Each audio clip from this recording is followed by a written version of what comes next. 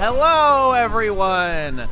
Oh, it's me, your good old pal, Bestie Boy. What's happening, people? How's it going? It's time for another episode of everyone's favorite One Piece show. Haha, thank you, Baxter. Oh, yes, we're all very tired. Hello. Welcome. That is pretty good, right? Welcome. Welcome, one and all. It's time to get to this shit. Oh, there's some blocking on. Wait. Is my text fucked up here? That should be visible over. Oh no. Okay, yeah. That thing's just all fucked up because you typed too long. Okay, let's read what that has to say. Okay, real quick. Let me catch up on the initial subs, of which there were a couple of them here. Okay. We got what do we got? Ads. Sorry about the ads, lads. But hey, gotta eat. What can I say? That's pretty good, right? Nestle PK a few minutes ago missed the last few streams due to work and vacation, but now I'm ready to lose all my internet points on behalf of Goda. Thank you, Baxter. Appreciate that. Easy money. Chosen Unbred 2 chapters in a row without law. Life is good. Thank you, Baxter. Thank you, Goda, for no chapter. This might be a Goda chapter indeed. And Captain Squishy says, Thank you, Baxter. Thank you. Easy money. Oh, and of course, Big Wid for another you, Baxter. TYB to you individual. Thank you very much. Okay, great. Good to see you. Fidelio, hey, what's up, dog? Good to see you. Welcome, one and all. And another one who we got, Chernobite, says halfway there, 6 months in. Thank you, Baxter. Thank you, Baxter. Very much appreciated. Welcome, one and all. Capitalism is so good until it has any negative effects on my life whatsoever. Couldn't agree more. All right, sounds good. People are theorizing that Oda's author comments about buying a grill are symbolic of Luffy's dream. Lol. That is indeed very lol. I'm the Joker, baby. And I just would say, just don't overthink it, lads. Don't overthink it. Like, you know, you really think Oda put, like, you know, some big deep-seated memes into his fucking? I don't know. Maybe it's just that will always be unfalsifiable about it. So why worry about it? You know.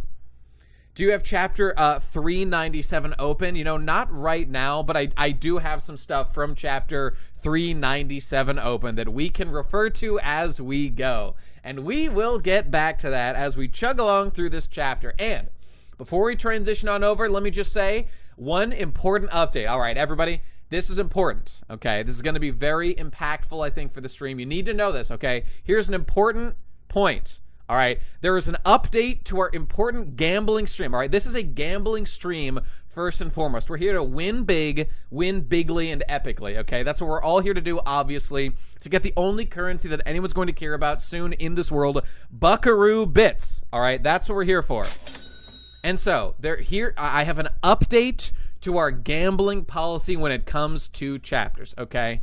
Send Nate $1,000 if you were reading One Piece when chapter 397 was fresh. That would be nice. Wait, 397, that's end of Enies Lobby, which is just before when I started reading the manga, which was around Thriller Bark. Okay, so here's the point. No. Midda is not real. Midda does not exist. Okay, here's the deal. Update to the betting policy, which is just this. Up to this point, my policy has basically been this. It's been my internal policy is like, if a chapter is above, like, is neutral or even slightly above total mid-level, it will be Goda. And if it is like, if it is like below average or whatever, that's going to be Hakta, okay? I have realized that standard is not fun enough. It's not fun. It's cringe.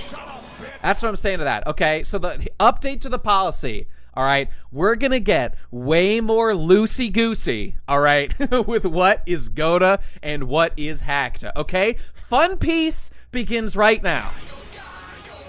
So hey, if a chapter is pretty good, but then fucking Jinbei shows up in it, okay, that might be Hakta right there. Okay, maybe not to that degree, but we're just gonna relax our standards. All right, I'm not gonna be so worried about giving a chapter a Hakta if it's like not like below average or like not that good. Okay, all I'm saying is the policy is going to be more flexible going forward because so many chapters have been Goda in a row that, frankly, I think the betting has become boring, all right? That's the thing. The betting has become boring, so we're memeing it up. That's right, Soka. At least to a larger degree, okay?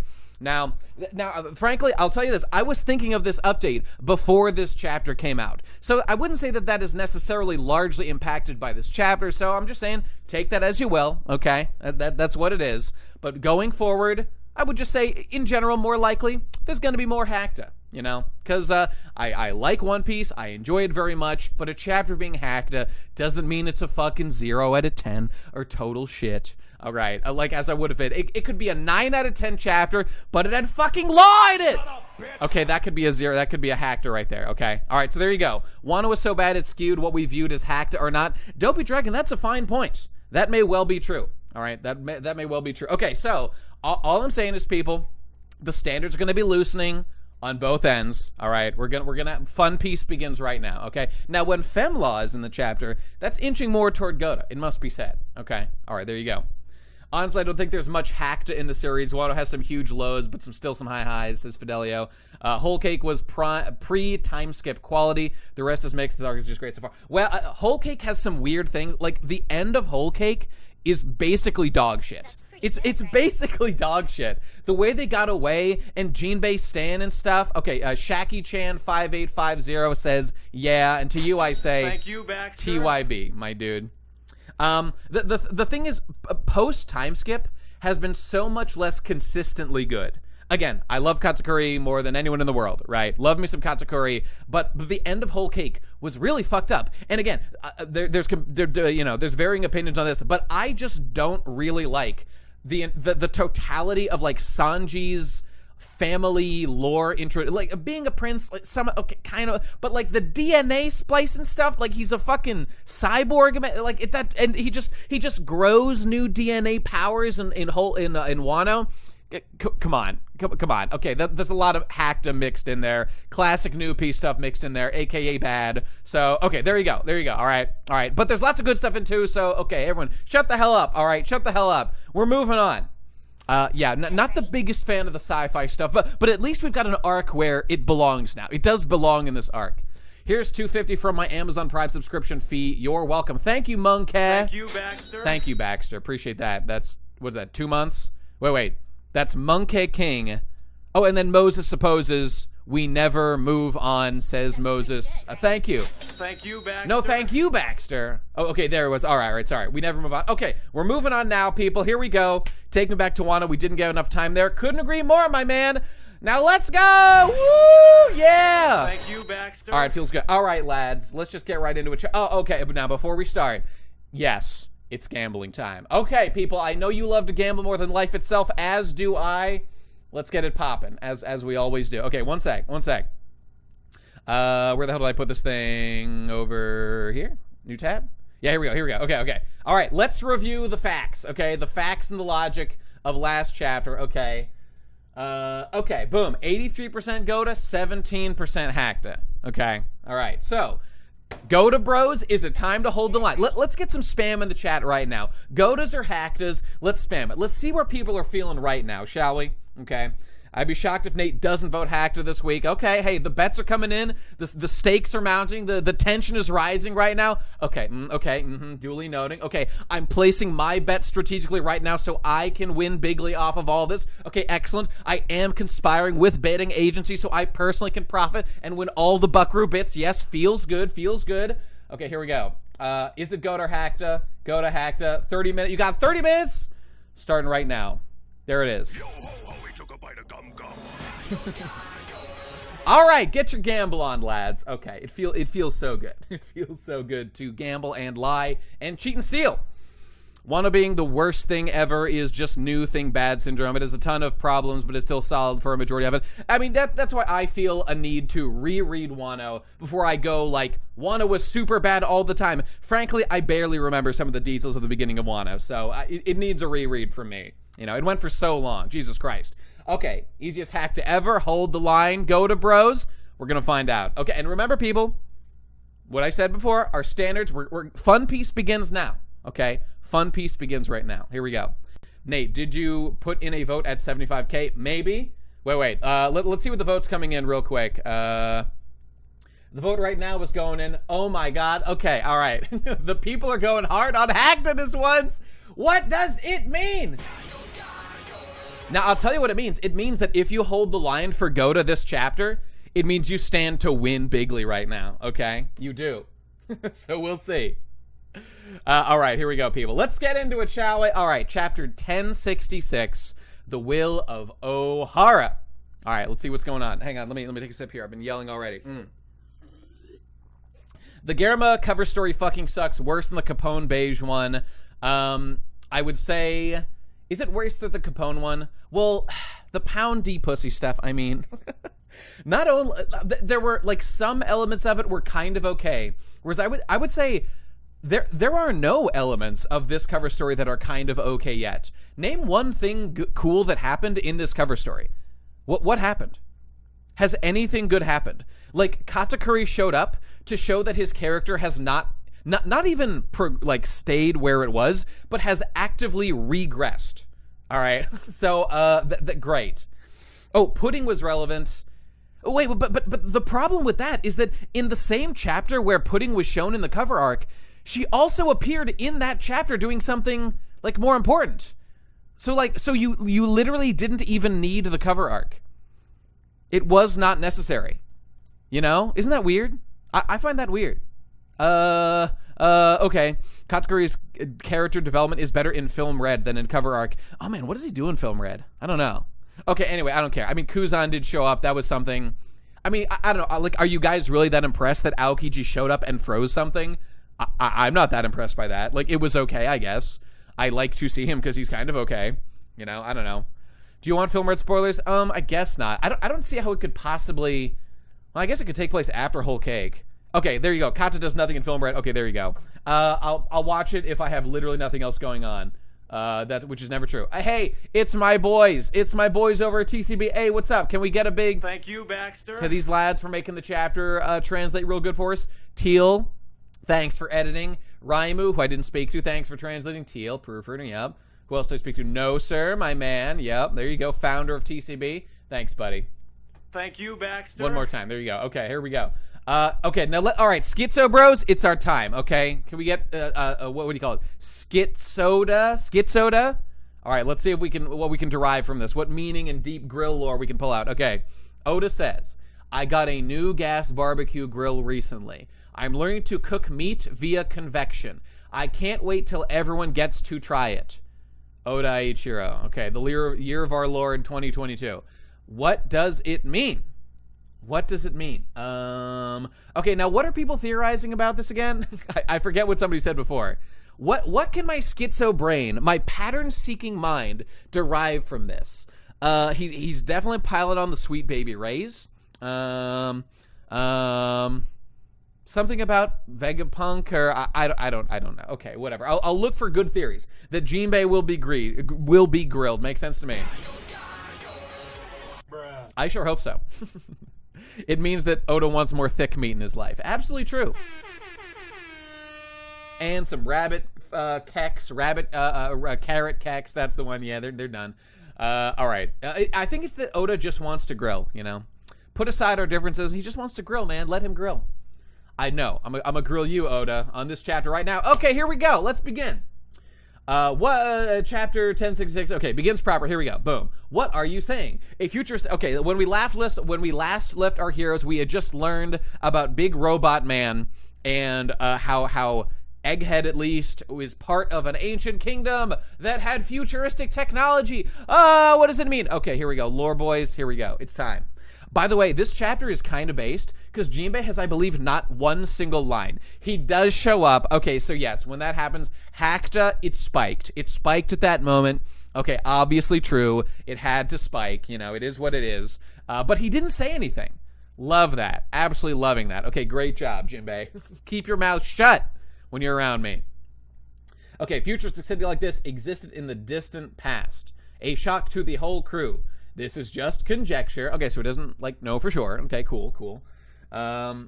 It means that Oda is woke about elites hiding secret knowledge from Agartha giants. Yeah, it's not Agatha, it's Agartha. Come on, Captain Chaotix. Chaotix? Sonic? Okay, moving on. I once knew a passionate archaeologist who was willing to risk his life to shed light on a certain ancient kingdom. But not only that, a certain site, machinery was excavated that dated back to the same era as the kingdom. Okay, the vague language is already annoying, okay? It's like, at a certain site.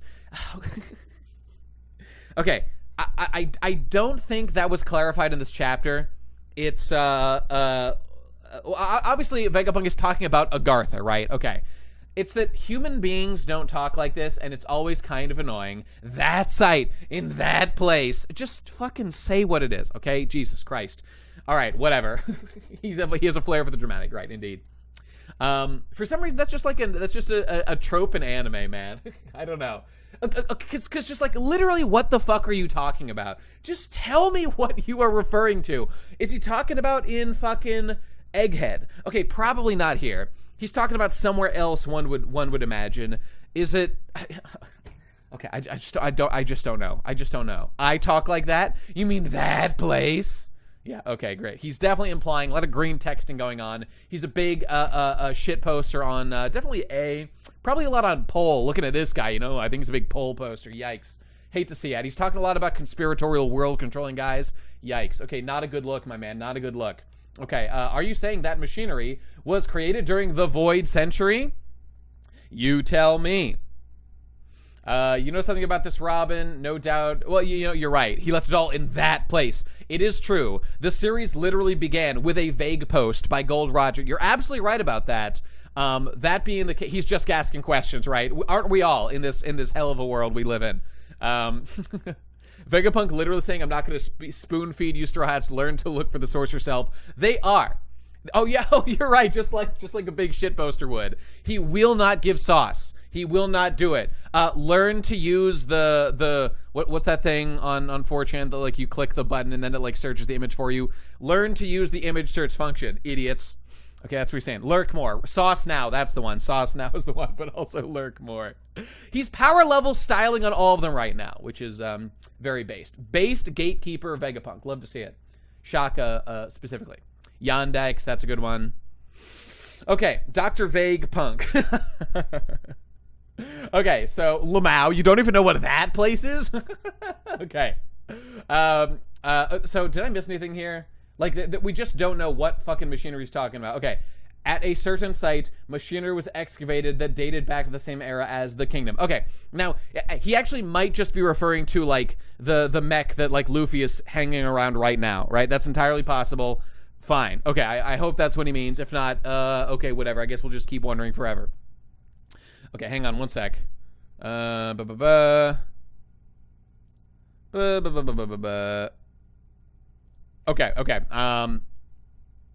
Moving on. Daft Vegapunk is so fucking cool. I know, right? Doesn't he look great? Okay, moving on. So Robin's like, you know something about this. No doubt it's a painful memory. Oh, okay. So, first of all, it would make sense that Robin would know. I mean, just considering her history with the Ohara scholars. So, it's true. She was kind of gatekept from the deeper level research that the scholars were doing. She wasn't like, yes, she became like what they said, like an archaeologist. She like got her bachelor's degree in archaeology from there, whatever. But she hadn't been let in on like the full research that they were doing. Excuse me. So it's totally fine that she doesn't know everything that like all the scholars do. Like she was like 8, right? Okay, that's fine. Okay, but it seems like she heard some things going on. So okay, that checks out so far.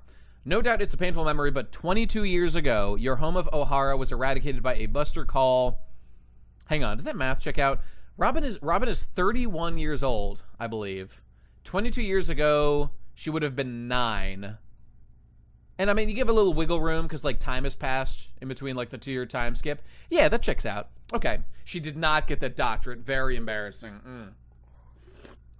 Okay, I think that happened because Ohara discovered the details of that kingdom's existence, and as we all know, when big tall, what's his name, or what are they called, a Gorosei guy, was talking to Professor Clover, head of those researcher guys, he was about to say the name of the kingdom, and when he was about to say the name of it, that is when he got shot. He got shot for real by one of the CP5, CP9, whatever. One of the secret guys. Crocodile definitely funded her doctorate. Oh, isn't that sweet? Oh, yeah, guys. Robin's so old, being 31. That's so old. Might as well pack it in. Okay, moving on. Let's not dwell on that, shall we? Okay, I believe the history of the Void Century is the history of conflict, one between an alliance of 20 nations and this forgotten advanced kingdom. Okay, it checks out. So this is... I'm 85 years old! Please don't acknowledge it! The American people are tired of... Old fucks.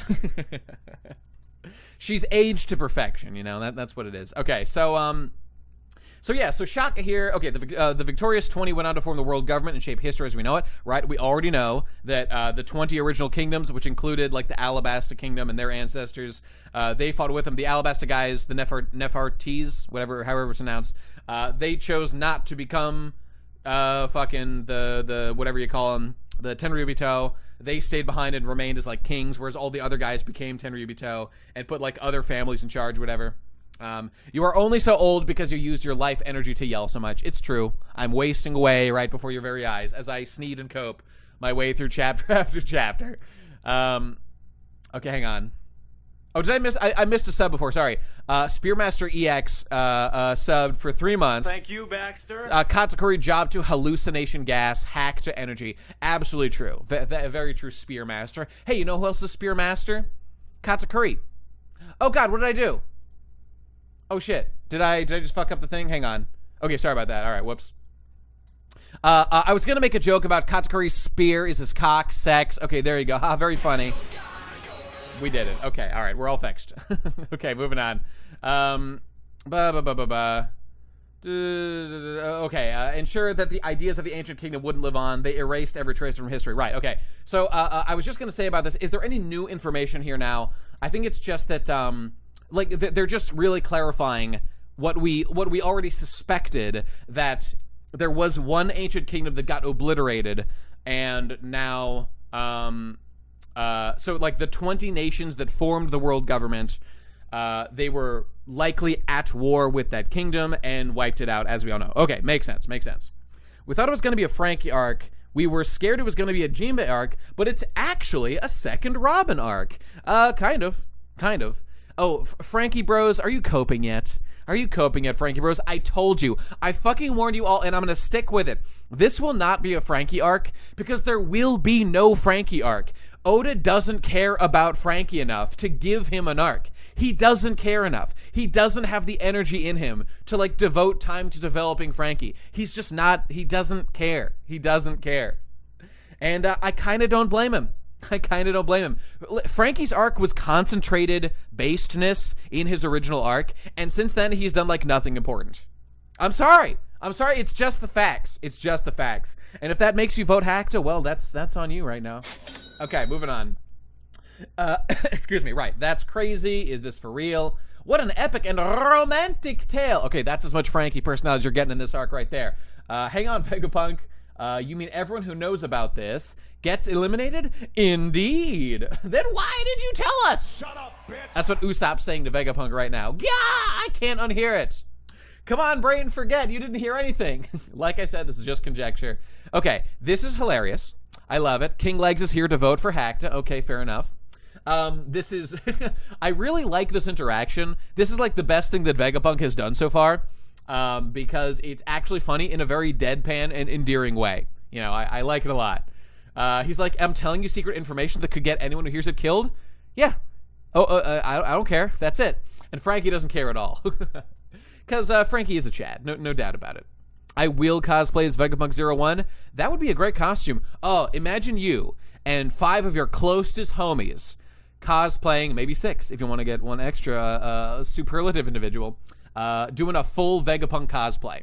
That'd be fun. This is the most fun I've had reading a One Piece chapter in ages.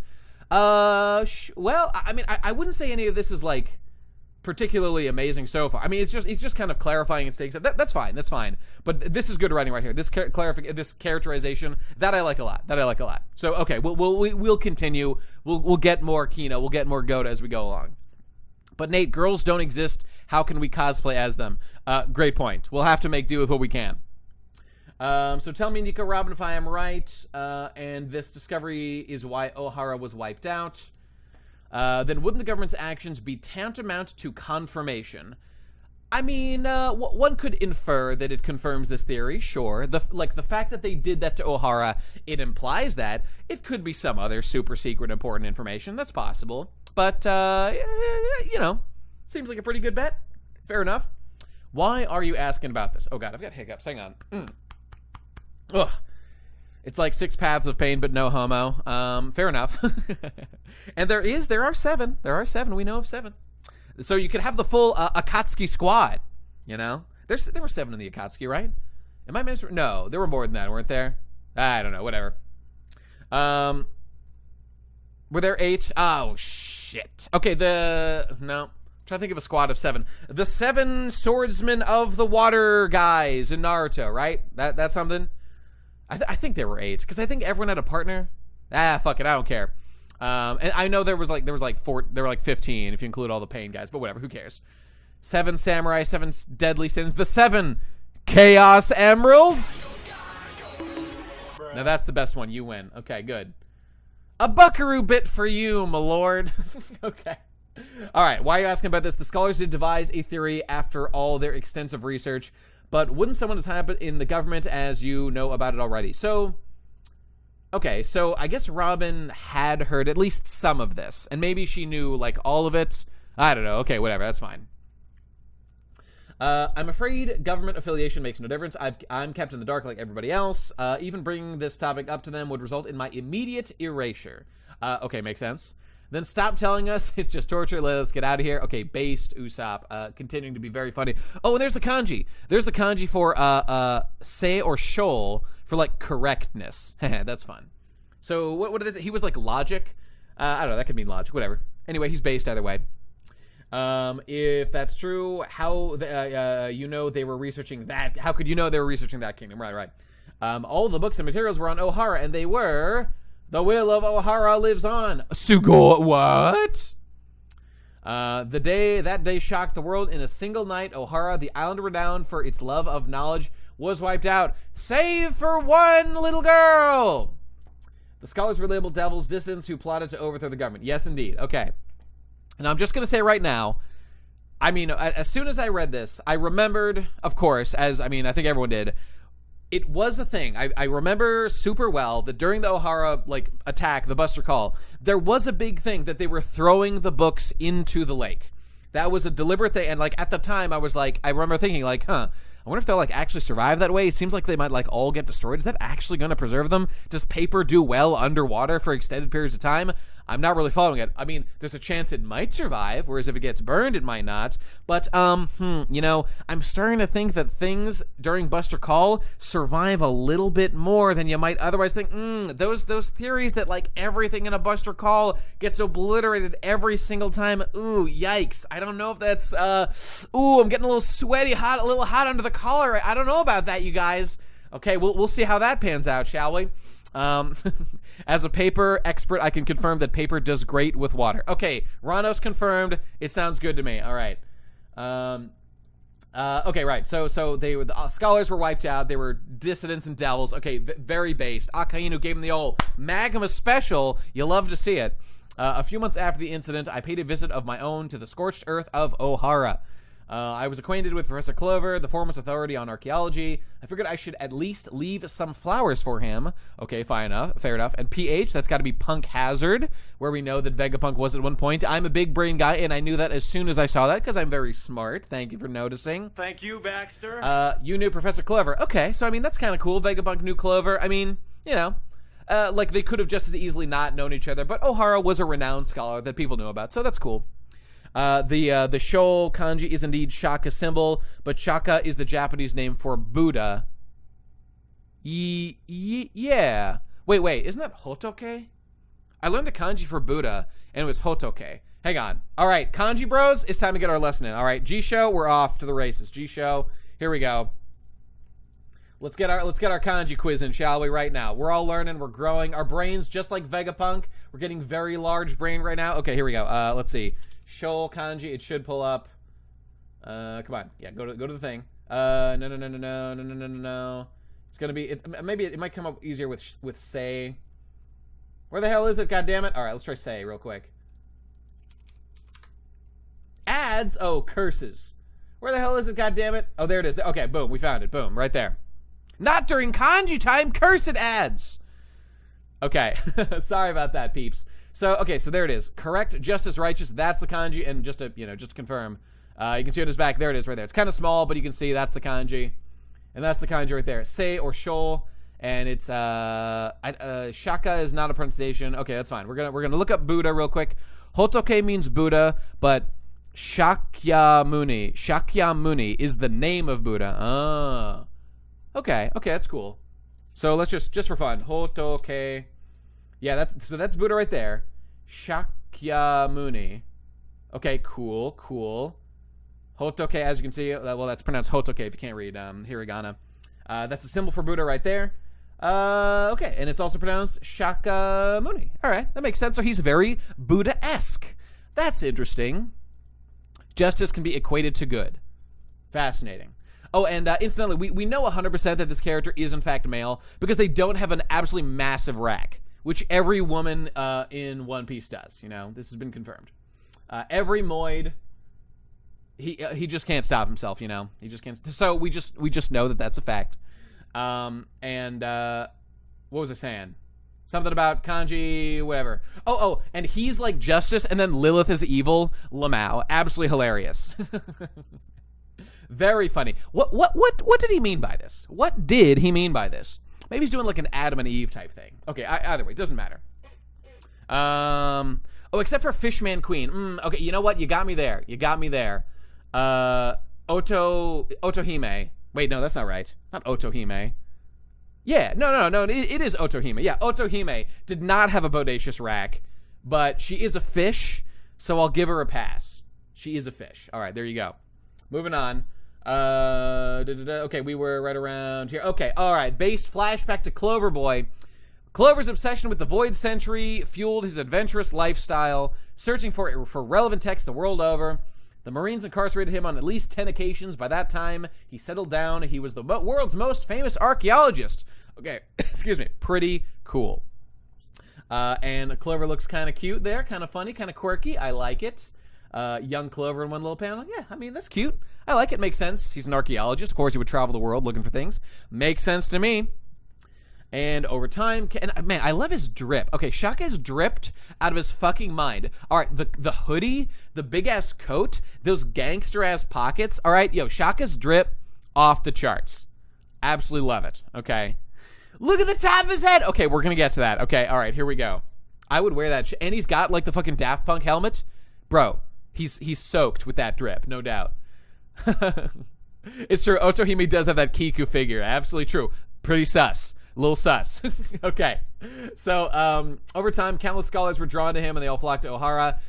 It truly became the holy land of archaeology. Unfortunately, the aftermath of those talented minds coming together would prove tragic. When I stepped foot on Ohara, even the Tree of Knowledge had been burnt to cinders. I was speechless when I saw it. Okay, guys, something's not right. Look at the top of his head. Look at his lips. Okay, this is so weird right now. Okay, because Shaka is dripped out of his mind right now, and yet this silhouette is just I don't know exactly what's going on here. You know, kind of sus. I just don't know what he meant by this. Okay, getting a little angry, Oda. What did he mean by this? Okay, let's find out. Oh no! Ah! Okay, all right. But the lake in the center of the island had been filled with an unbelievable number of books. It sure had. He got that Jimmy Neutron drip to him. Okay, something's going on with that. What in the world? I could only assume that it was the work of the scholars. They must have defecated in their final moments. I think that's what he said, right? Makes sense to me. To ensuring that the future had access to the treasure trove of knowledge. And I guess books just survive underwater. Okay. We will get to the lake implications as we go. Okay, all right.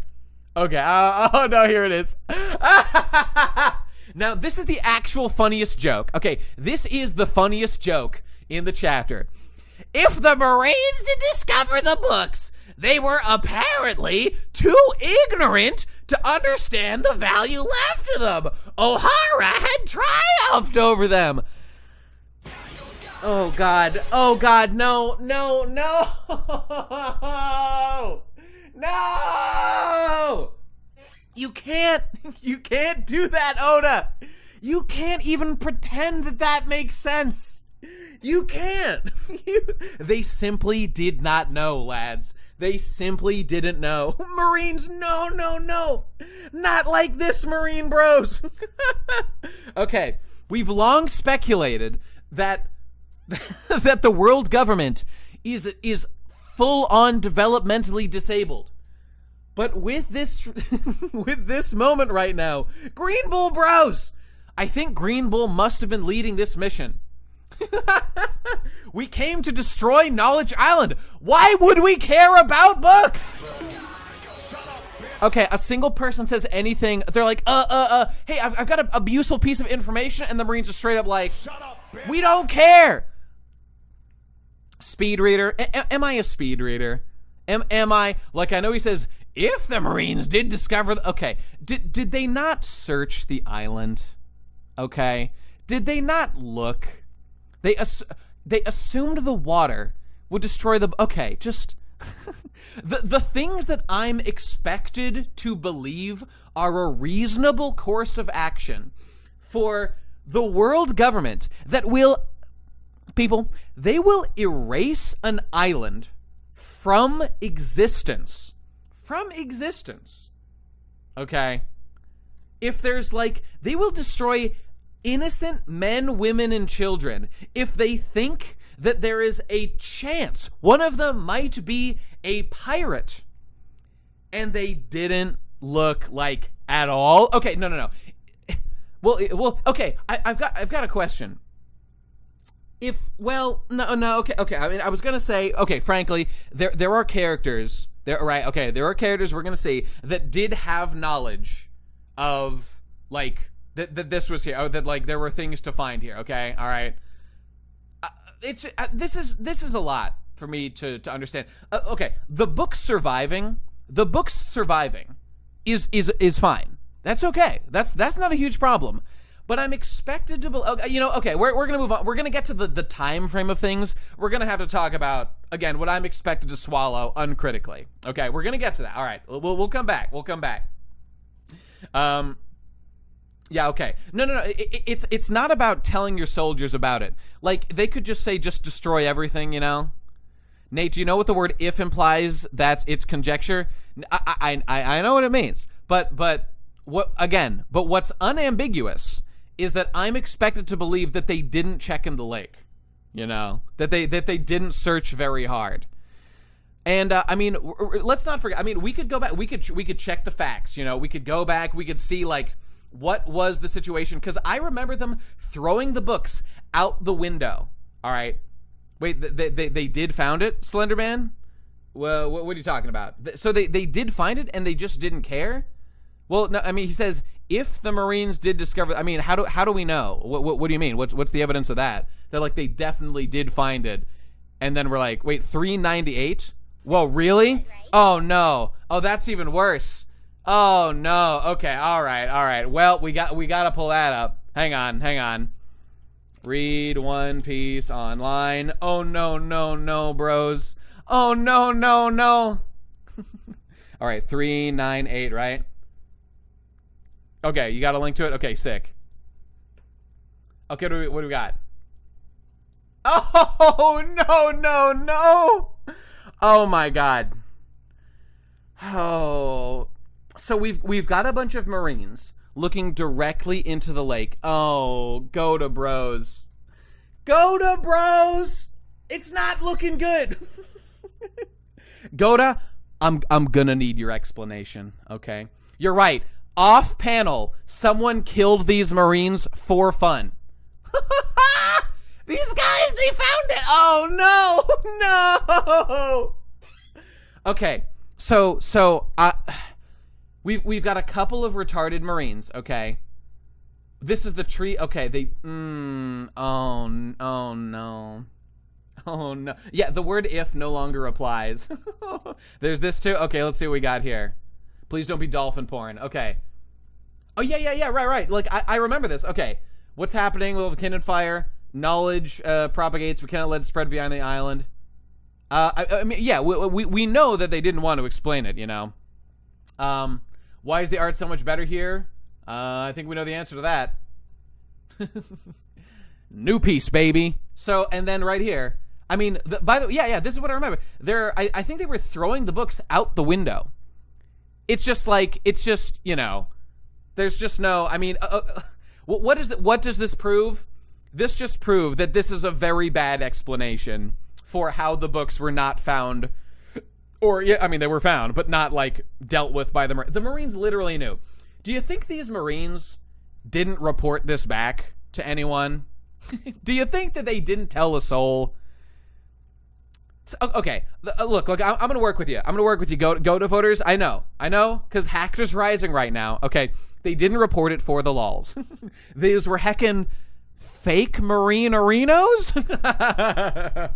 Oh, we're half an hour deep now, right? Yikes. No undoing it now, bros. Okay, so yeah, it's possible these okay, this is just Hackta. Okay, Hackta has to cope right now. He has to cope and explain this some way, right? He needs this plot development to be here, and he wrote this into the story. He can't undo this panel, you know? This is going to be so funny in 22 years. Just don't say anything. This is chapter 398. And that checks out. I was looking at 397 before. This makes a lot of sense. They didn't report it because they didn't know all the details as to why the island got buster called. Okay. It's just, look.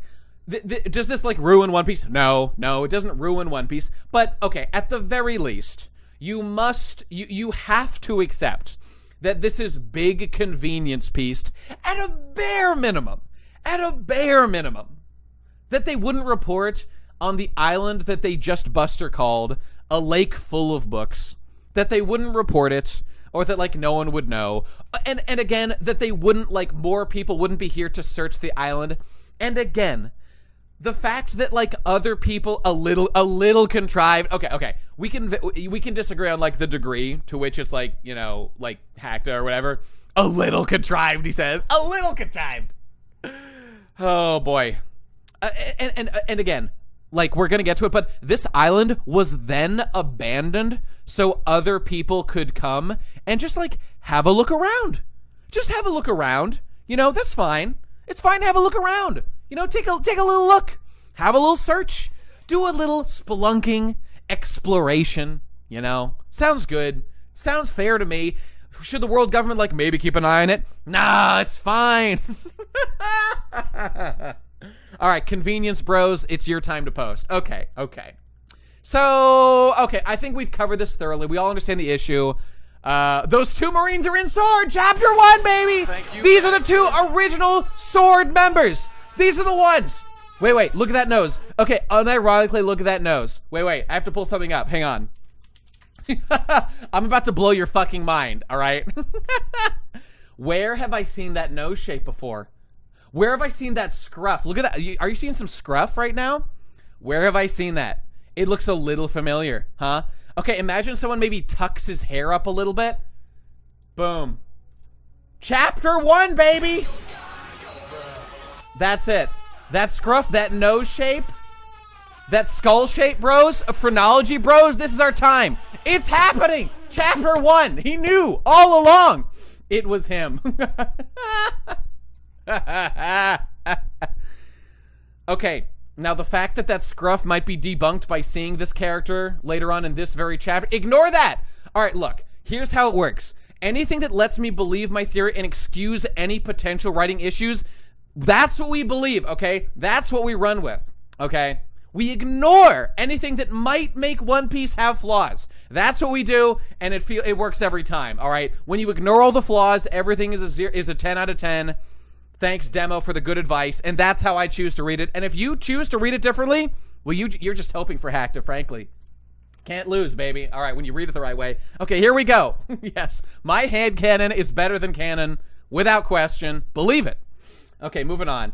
I also couldn't stop from crying when I realized that this had happened. Thank you, Chapter 1, baby! Bitch. Wait, look, are you seeing what that? That's a subtle reference. Okay, that number right there, phrenology. This is a subtle reference to what chapter Oda planned all of these events in the entire series. Thank you, Oda. Thank you, Oda, for writing this. I don't consider logical inconsistencies flaws. That's not how I analyze stories.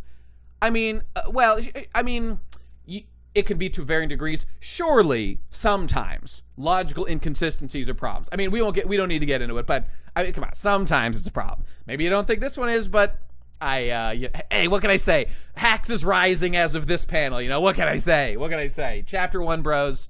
It's all right here. I simply don't read the text. I only look at the pictures.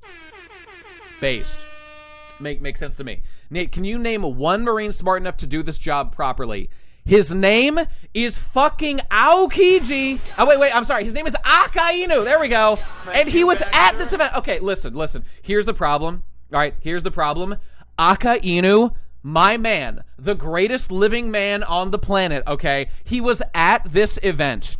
And you're telling me that he didn't come back to potentially vaporize any innocent children that might potentially be on this island? Look, if you're giving Akainu a chance to murder more people, he's not going to turn that down, okay? It doesn't check out for his character. The only answer is that this must be hacked. That's the only explanation, okay? If you're telling me that Akainu did something wrong or hacked, I'm voting hacked every time on that, you know? It just makes sense. Genocide is badass. That's exactly what I like to hear. Very true. Buster Call Vice Admirals can't leave the ship. Dems the rules. You know, you're right. Books can't suffer or scream, so he might not be interested in vaporizing them. Okay, fair. You got me there. Marines are incompetent and corrupt from top to bottom. If you give a single officer the opportunity to lie to save effort, they will. Well, except Akainu, obviously. He is without sin. Okay, moving on. Let's move along, shall we? Please take care of Robin. Make sure she escapes the island. I still have a duty to see here. Mommy, I don't want to leave you. Let me stay too. I mean, the worst career decision Akainu ever made was getting promoted to Fleet Admiral. Poor bastard. He was born to kill, you know? Yeah, right there. Oh, they throw these books out the window, but, you know, nobody noticed. You know, they weren't paying attention or anything. They were like, it's fine. I don't know. What, they're falling into a lake over there. Is there something we should care about, you know? Should we maybe, like, search this island for, like, maybe they, like, hid something? Or, like, nah, it's fine. Because as we all know, nothing can survive a Buster Call. So, therefore, it's gonna be fine. Right? Makes sense to me. Moving on. Here we go. Okay. Robin, history is our greatest treasure. It must be preserved. Yeah, shut up, Nico Olivia. Whatever your name is. Okay, moving on. We just can't give up on your future. Okay, great. Yes, flashbacks. All right, not bad. I remember these events. Yes, they sure did happen. Excellent. 0% survival rate. Not even a sneaky kid could survive it. Well, to be fair, Robin did have help. You know, she had some help. Okay, off she goes. Be proud, Robin. Yeah, blah, blah, blah. Okay, your mom is an honorable woman. O'Hara stood up to the world. Yes, it's like his name. I was reading the thing before. Hang on, it's pronounced in Japanese a little differently. And I know people were saying that like if you pronounce it in Spanish, it makes more sense. It's like jaguar is pronounced like jaguar, something. It's haguwaru. Is that jaguar? I don't know. Doesn't really work in Japanese, but whatever. It's fine. That's probably been written somewhere by this point, like in English somewhere, you know. Like how X is dies. Well, I mean, this is a little different because, well, X is like it's like a kanji, which has a pronunciation above it, which is like diesu. Whereas this is just like haguwaru. I don't know, whatever. Like Frank, I was reading this and I'm like, oh, maybe like Hagwar.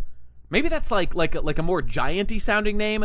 I always thought that like Jaguar was like a weird choice, you know? Yeah, maybe it's like a Hagrid. I'm just saying, maybe it's like a more giant-y sounding name. I don't know. He's not from Elbaf. Maybe his name is Jaguar. I don't know, whatever. Okay, moving on. Bang, bang. Pull my devil trigger. Okay, you helmet-wearing bastard. How dare you make Robin cry? Okay, so Robin is crying. Okay, why is she crying right now? Okay, she's crying because she's remembering all this. Okay, right. Because he is telling her that the knowledge of O'Hara was saved, right? Okay, I'm going over the details. I'm going back. I'm getting involved in the narrative here. Here we go. Wait, this whole discussion is retarded. Would it be better if Robin's mom abandoned her child for nothing? Monk, okay, Monk, that's a criticism like like saying that like all the Nika criticism is silly because, you know, like, what, do you dislike everything about Nika? Once again, we've got a typical low IQ missing the point take. The point is not, in fact, you know, I'm actually glad you said that, because I can articulate my point about this. My point is not that the book survived. The book surviving was foreshadowed, basically, but it's the way that they're written into the story here doesn't make a lot of sense. There are ways that could have made a lot more sense. I mean, they're infinite. Like, just for example, we could have a moment where, like, Aokiji specifically decides to, like, honor Saul in a way that we didn't see before. And, I mean, there could be unique criticisms, but it wouldn't be as big of a logical leap as what we're getting here. That's just expecting us to just, like, not care and think that, like, every Marine must be completely incompetent, even when it just doesn't make sense. Yeah, like, Aokiji could have frozen the lake so that no one saw it. That didn't happen, though. That did not happen. The Marines found it before that. We see it, you know, like, it's right here. So, like, at this point, there's... Well, okay, no, I guess that wouldn't save it. Well, Aokiji could have ordered them to leave. Like, he's like a vice admiral, and he could have covered it up in some way. I'm just saying, his intervention could have maybe, like, made that happen, you know? Incompetence on the part of the Marines doesn't consist of a major flaw, IMO. Well, I mean, that's too many logical leaps and excuses for me to label it like good or consistent writing. The Marines needed to not report it. I'm expected to say that, like, no one observed them, like, throwing in all these books when, like, everyone would have seen that. They didn't go back to check. They didn't guard the island. And because of all these massive amounts of, like, stacked up narrative conveniences, like, the worst possible thing happened. The exact thing they were trying to avoid, which is the knowledge that they wanted to keep other people getting to, and is their number one priority in the world. It just didn't happen. And the thing about the other people who are showing up who collected, we're going to get to that. The timeline is very not, like, it doesn't favor that, like, oh, they were so fast, they didn't have a chance to get them. It doesn't look good for the world government here, or for, you know, logic piece. But, okay, moving on. Just a regular old lake full of historical records. Okay, but, like, look, if you want to excuse it because you just don't care, and not that you don't care, but, like, that these things bother you less, I mean, you can do that, but for me, like, it's a lot of narrative conveniences, so let's understand each other here, you know? That's where I come from. A lot of hacked, you know, a lot of hacked in moments like that. But hey, it's okay, baby. Let's not worry about it. And again, just write the logic of it different. Have Aokiji specifically do more things in the story to preserve the knowledge, because we didn't see it before, but he felt that it was an appropriate thing to do to, like, preserve the knowledge or something like that. You know, whatever. And maybe that isn't good, but come up with something else. You know, come up with whatever. And again. If there is no way to do it, look, I understand. Sometimes Oda or any writer will back themselves into a corner where they just did something in the past and now they have to contradict it to tell the story the way they want to. It's just that puts you in a place with a narrative flaw. Ideally, it would have been written differently. I understand, like, you could say these things are inevitable. Okay, but you can still care. You can still care about these things, you know? Like, to me, that just doesn't excuse everything. And, like, to me, the feeling of, like, let's just excuse every single logical flaw or like, logical convenience and stuff, like, to me, that encourages more sloppy writing of other people. They'll be like, oh, well, Oda did it, I can do it too. I don't want to encourage that. I want to hold everything to a high standard to incentivize everybody to have a high writing standard when they go on to write their stories, you know? So that's why I say it. There you go. Pudding is definitely still a triple agent. Makes sense to me. And Aokiji is at least a quadruple agent. Makes sense to me. First time catching the stream live, and I'm already seeing Hackda. Well, perhaps Hackda abounds these days. We'll see. Okay. So moving on, Robin is crying because she's very happy the books were preserved. Okay, now, again, let's just review the facts here. Robin's response here is not... I am not criticizing Robin's response here. Robin's response, her emotional reaction to this reveal, is totally logically sound and is pretty endearing. I mean, again, when there's, like, all these narrative conveniences stacked up, it's like, you know, it kind of gets to you and you're like, okay, and you want to be in the emotion of the scene, but it draws you out, you know? It draws you out of it, so, like, this is why, you know? I mean, hey, maybe it's just me. I mean, I know there's other people, you know? Maybe there's just, like, some small group of us, it's not small, but who like constantly hit these hiccups of like convenience speech, and we're like, oh Christ, that doesn't make a lot of sense, and you keep getting pulled out of it. It's like I want him to not do that so that I can be immersed in the emotion of the scene, you know. So there you go. The books being waterproof and Marines being dumb. Whatever. There's more coincidence for Alabasta's ending. What? Okay, well that's a whole. We'll have to unpack that some other time. I don't think that's true. I mean, with Pell, sure, but that's just terrible writing. He just should be dead. It doesn't make any sense. But okay, moving on. You helmet-wearing bastard, how dare you make Robin cry? That's a Vegapunk, you better really... Okay, so Vegapunk's still trapped in a blah, blah, blah. Okay, it's just as you said. They came to the same conclusions about the kingdom before the incident. Okay, so I guess Robin just does know what they were researching. Okay, that's fine. I see, so it's all true. Where are the books from the lake now? I really wanted to take them back to Punk Hazard, but I knew if the top brass ever caught wind, it would be all over. So instead, they were taken by the people I saw that day. Okay, hang on. So Vegapunk was there, and he saw them, and then what is it? The same day other people arrived, or was it like a little while later, or something? When did he get there? I mean, it must have been a while later. I don't know. Whatever. Okay, doesn't matter. There's more coincidence to justify the Drum Island arc. What? I mean, don't get me wrong. There is plenty of convenience throughout the story, and I'm not a big fan of any of it. But I mean, I don't know. We're talking about this chapter right now, and I mean, the thing is, as One Piece has gone on, and it is building on itself as it goes forward, what I don't love is when old events get, like, rearranged. I mean, I have a particular grievance with that, you know? I mean, it's a little bit of whataboutism, but okay, I mean, it's fine, you know? Again, if you just care less, that's fine. Vegapunk came months later. I mean, he must have, right? He must have. So, blah, blah, blah. Okay, here we go. Right here. The people he saw that day. So this is 22 years ago. Okay, 22 years ago. Oh, they just happened to find the island of doctors when Nami is sick. I mean, well, Fidelio, that's true, but it's just, I think that there's a different feeling, and I don't know, maybe you'd call this an excuse. I think that it's reasonable, that, like, I absolutely agree. The Drum Island being the next island, Nami got sick, it's like the island of doctors. I couldn't agree more. That is like a narrative convenience, without question, for sure.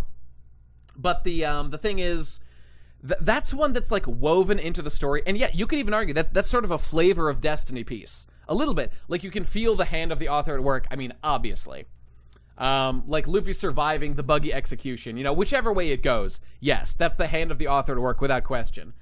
However, when events of the past that we already have a certain attachments to get kind of moved around and shifted, that's when, I mean, that's sort of particularly egregious.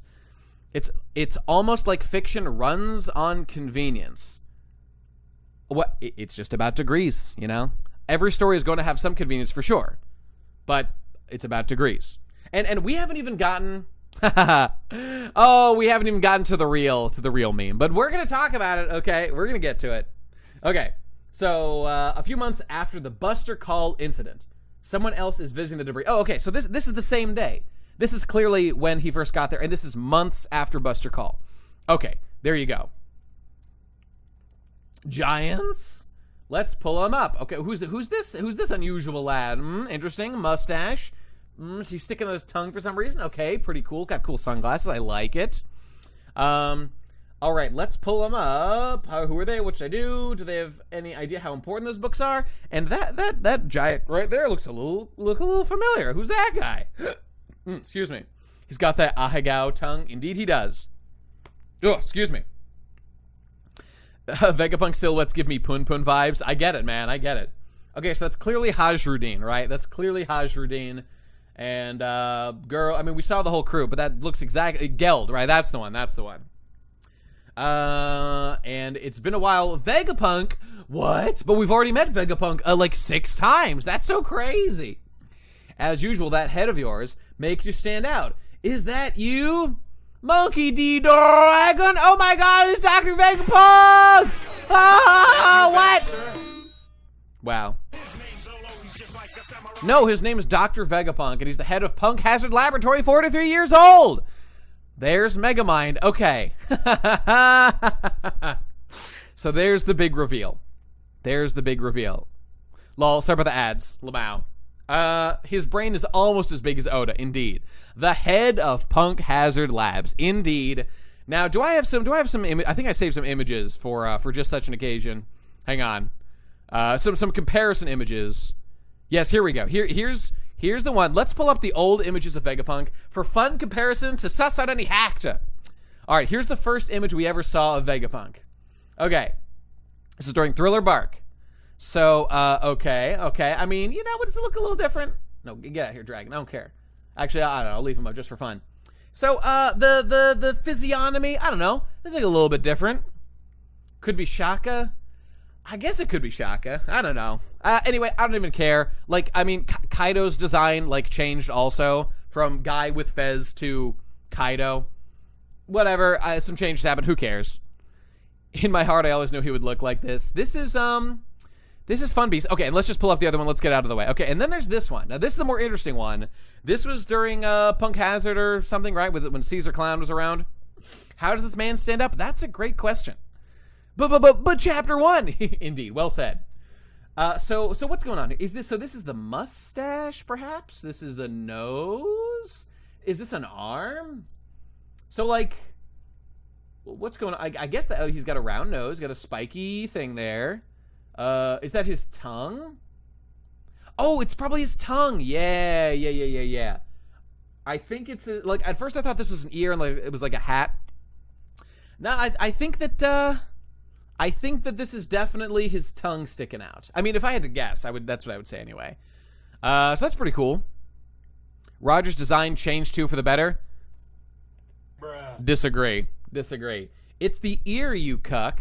Well, then what's this? An arm? I mean, that doesn't check out. I don't know.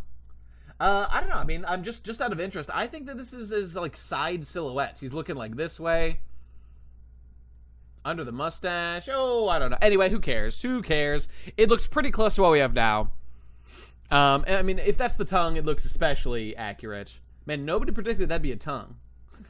I don't know. Maybe it doesn't check out either. Who knows? I mean, that could be an ear, I guess. And then, whatever. Who cares?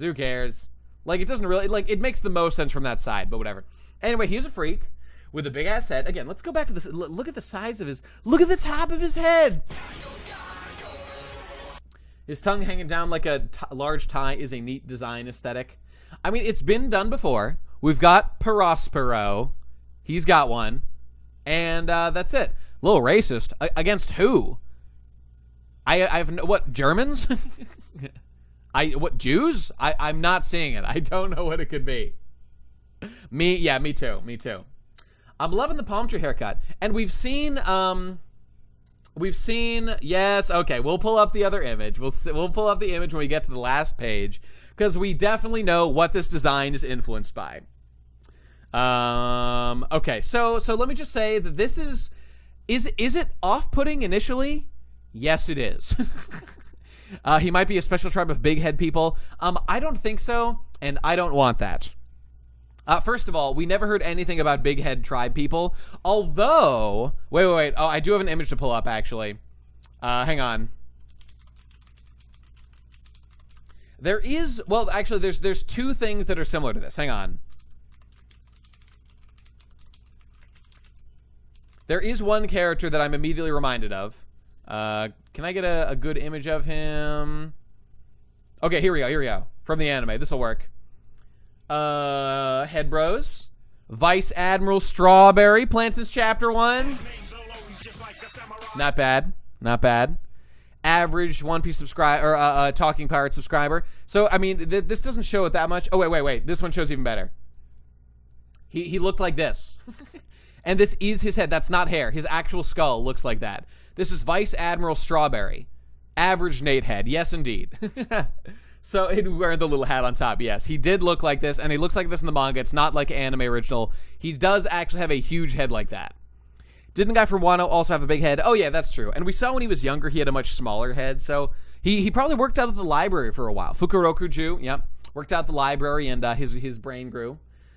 Jimmy Neutron as an adult, looking absolutely great. And so whatever. He doesn't seem to be from any particular tribe. There's been no mention of that, whereas things like long arms and long legs were mentioned way back, as were like all the other races, minks, dwarves, fishmen. So yeah, there you go. Strawberry Vegapunk is the guy's full name. Oh yeah, I'm sure. We'll get to the damn dialogue. Obviously, it's very important. I'm just going to say the design is off-putting, but acceptable. Yeah, I don't like looking at him, but it is what it is. You know? We'll get back to this, you know. Okay, Dragon, what are you doing here? Okay, also Dragon's here. Forgot about that guy. He's here too. Oh no, chapter 1 bros. He doesn't have facial hair. All our theories, all our ironclad theories about him being this guy, about being, oh, that guy, oh, wait, he could still be this guy with no facial hair, all right? That must be it. Okay, thank God, we've debunked it. He was a member of Sword and Dragon all at the same time. Okay, thank God, makes sense. Don't we like wacky designs in One Piece? What, are you talking to me? Are you saying that I don't like this? Are you telling me this isn't off-putting? I like it. But it's off-putting. Okay, let's not lie to ourselves. Imagine this coming at you late at night. You're gonna go, ah!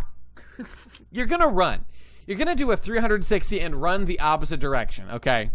So, yeah. We'll get back to it. This is peak Sigma Male performance, obviously. It makes sense. But, you know. Don't love looking at it, you know? He's a fucking freak. I mean, I wouldn't use the word love to describe this. But Vegapunk's head. Okay, we're gonna get back to it when we get to the end. Okay, we're gonna get to it. This is in the territory of abomination. Does it make sense for his character? Yes. Okay, we're gonna get to it in a minute. Okay, here we go.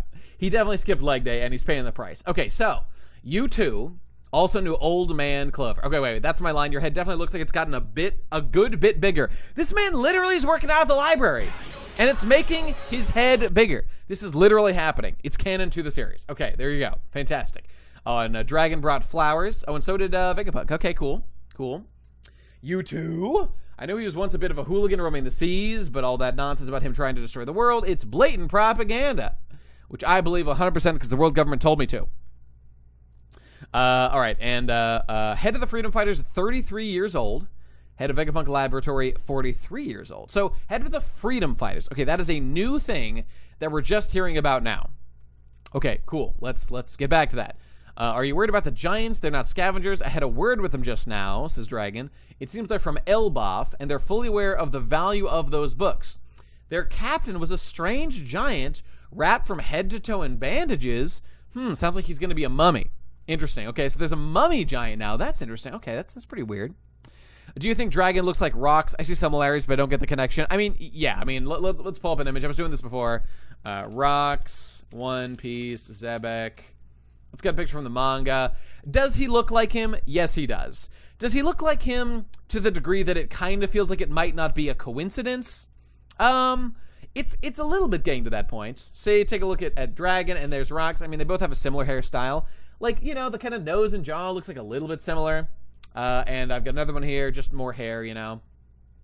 Does he look similar? Yes. Is the hair exactly the same? No. I'm just going to throw this out there. Is it possible they're, like, related in some way? Yeah, I mean, it's possible. It's possible. I don't know. I guess we just don't know anything else about them, but the fact they look similar is something to potentially pay attention to, you know? That might mean something. Garp cuck theory? I'll just say my theory that I don't want to be true and I don't think is true, but it is theoretically possible. Like, maybe Dragon is Garp's son, like, by marriage or something. I know his name is Monkey. I mean, maybe he married into the family. I don't know. Just throwing it out there. Maybe he's actually, like, Rox's son in some convoluted way. I don't know. Just a theory. And so, Garp's daughter was, like, Luke's mom. I mean, it doesn't even need to be that way, but I'm just saying, maybe that's possible. I don't know. There you go. Boom. Theory explained. With facts and logic. Debunked. It's just a gaming theory. That's all it is. Okay, moving on. He said, Ohara sacrificed itself for those treasures, and he couldn't let them be erased from history. After seeing a government lackey like you lurking about, I'm glad they're here to scoop them up and keep them safe. Hey, you know I'd never... Or government lackey, right. Okay, he's talking shit on him. You passed on joining the Freedom Fighters a while ago, but it still made me sick to hear about you becoming one of their lap dogs. Don't be stupid. Your ragtag operation was always too poor. What good are my skills and intellect if I can't actually build anything? I know, you're blunt as ever. Okay, so clearly, I mean, we've already known this and suspected it, but now it's being confirmed. Vegapunk is heavily involved with the Revolutionary Army in a way that really the world government should be able to figure out. Stop being poor, Dragon! Being poor is a choice, and you're making that choice every day. Let me see. So yeah, he's obviously deeply involved with the Revolutionary Army and Dragon and whatnot. So it makes sense. Dabs in the poor lads. Works for the world government because he needs that money. Love to see it. What crazy hair color is Oda going to give Vegapunk? Oh, something annoying as always. The world government is an insanely huge organization. There are plenty of decent people on the inside that can be reasoned with, especially in the Navy. Don't lose sight of the end goal, Dragon. Indeed. And here goes his point once again of how it's clearly green. Yeah, it makes sense to me. Like some of the Marines are very good. Wait, didn't he say? He said especially in the Navy. Right. We're gonna redeem the Navy. We're gonna shatter Cypherpole. Or not Cypherpole. Probably Cypherpole, but the Tenryubito, right? Here's a question. Do you think the world government itself is going to survive? I mean, or maybe in some form. It doesn't seem like a terrible thing for, like, agents of the various nations to get together in something like a reverie and to, just collaborate in some way. Not in a way that, like, can make countries do what they don't want to do or something, but, right now, like, they do talk about setting policy that one would assume is, death to globalism. Am I right, brothers? One would assume that, like, the kings must meet during reverie, so they have some influence on, like, policy that's enacted, but the world government is, like, above them. The Tenryubito is above them. So I guess they probably, like, craft policy together or something, and then the Tenryubito, like, decides maybe they don't even get involved or something. Maybe just, like, the Gorosei directly, like, approve it or implement whatever it is. I don't know. I've kind of wondered, like, what the point is of them when there is a totalitarian world government. But so, I mean, they must have some influence, you know? I don't know, whatever. Fun to think about at any rate. Excuse me. Okay, right. I get it, but I can't just sit back after this. It's too damn much, says Dragon Right. If they make a little stake for Ohara, a little grave for him, that's nice. They both live flowers on the grave of Ohara. Those harmless scholars, they were brutally snuffed out just for questioning their authority. It's a farce. Yeah, fair. Makes sense to me. And because this is a children's manga, we can just assume that it is good for more people to know and ignore the potentially more complicated reality that some knowledge might be bad for the world to know. For example, I once heard, like, the formula for a super deadly, 100% deadly, pathogen recipe. Would it be good for people to know that? Probably not. Might be good to, like, lock that shit up. But, so there's some knowledge that'd be bad, but, fuck it, it's gonna be fine. Just let them know everything. We've got the virus formula. Triangle strategy covers this a bit. It's Kino. I don't know what triangle strategy is. Sounds interesting.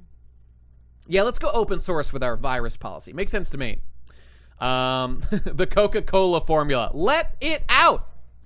Sorry I'm late, but freedom fighters, Ji-yu-gun. Oh, I can read that kanji. I can't read that second one. Something Mei-gun. Revolutionary, yeah. Like, self-courage army. Different from, I don't know, something fate army, I think, right? I don't know. Learning history doesn't usually involve chemical weapons research. Okay, but the thing is, it kind of literally does in One Piece, though. Maybe not specifically chemical, but, like, the ancient weapons are definitely involved here. So that might be worse than, like, a fucking, than, like, a chemical weapon. Like, we have nukes that destroy islands in this world. So I'm just saying, you gotta watch out for that. Something that you might want to not let people know about, potentially, you know? Okay, moving on. I'm going to raise an army that can fight them head on. I thought you hated war. Just watch Vegapunk. I'll change the world. Okay, makes sense to me. The will of Ohara won't die with Clover. Okay, now let's just take a moment right now, since this is Dragon's last panel, and notice how good he looks. Dragon looks, I think, his best ever here. And yes, it's been quite a while since we've seen him last. And I'll also notice again, this whole, like, him not being Luffy's dad, like, biologically, potentially. Well, okay, whatever. It's just that he doesn't look at all like Luffy. You know, he doesn't look anything like him. Now, he can still be his dad. But maybe, like, his mom is the one that looks, I don't know, more like Garp or whatever. I don't know. Just saying. Some fuel for the potential, like, maybe he's the other family member or something. I guess that actually doesn't matter at all, because we do know that he's Luffy's dad, so maybe I'm just retarded. Whatever. Shut the hell up.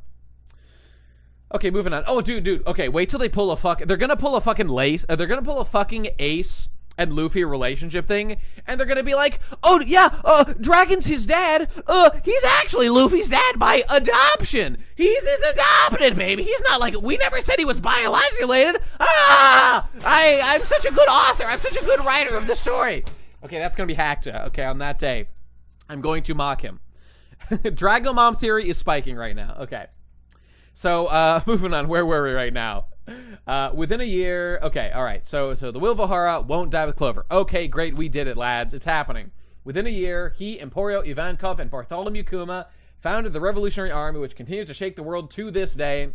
Wow, Luffy's dad sounds intense! He sure is, Nami. Well said, well, your pussy's out. Did you say Elbaf? Shut the hell up, Usopp. You heard like one word in that entire story. That was like 5 minutes ago he mentioned Elbaf, and you're just now saying that. Yeah, that's actually really funny. Like several pages ago, Elbaf was mentioned like once, and Usopp is now, autistically, he waited for like, to now mention it. Okay, great job, Usopp. Nicely done. Professor Clover's fate motivated Dragon? It sure did. Crocodile is his dad and Dragon is his mom. Makes sense to me. My head's gonna blow. Why did Kuma help us? And why did you modify him so much, Vegapunk? Oh, wait, I kind of skipped over this, but, like, yes, the fact that the Revolutionary Army was founded by Ivankov, Dragon, and Bartholomew Kuma was one of the founders. The king of Sorbet Kingdom or something? Cool, epic. Which, my man, the Tyrant. So this whole Tyrant thing has yet to be really explained, but, I don't know, we'll see. There's got to be a reason why, like, he's thought of as a Tyrant, and this arc with Bonnie being here, good time for us to learn all about it. Frankie is focused on Kuma. I mean, it makes sense, you know. I love that each Straw Hat has their own reaction, focus on the story. I mean, yeah, that's fine. Eva, that bastard, was one of the founding members of the Revolutionaries. Yes, indeed, Sanji would say such a thing. Okay, the books from Ohara certainly couldn't be left to be found by the government, but my curiosity compelled me to make a discreet trip to Elbaf, where the books were taken, and they allowed me to read each and every one of them.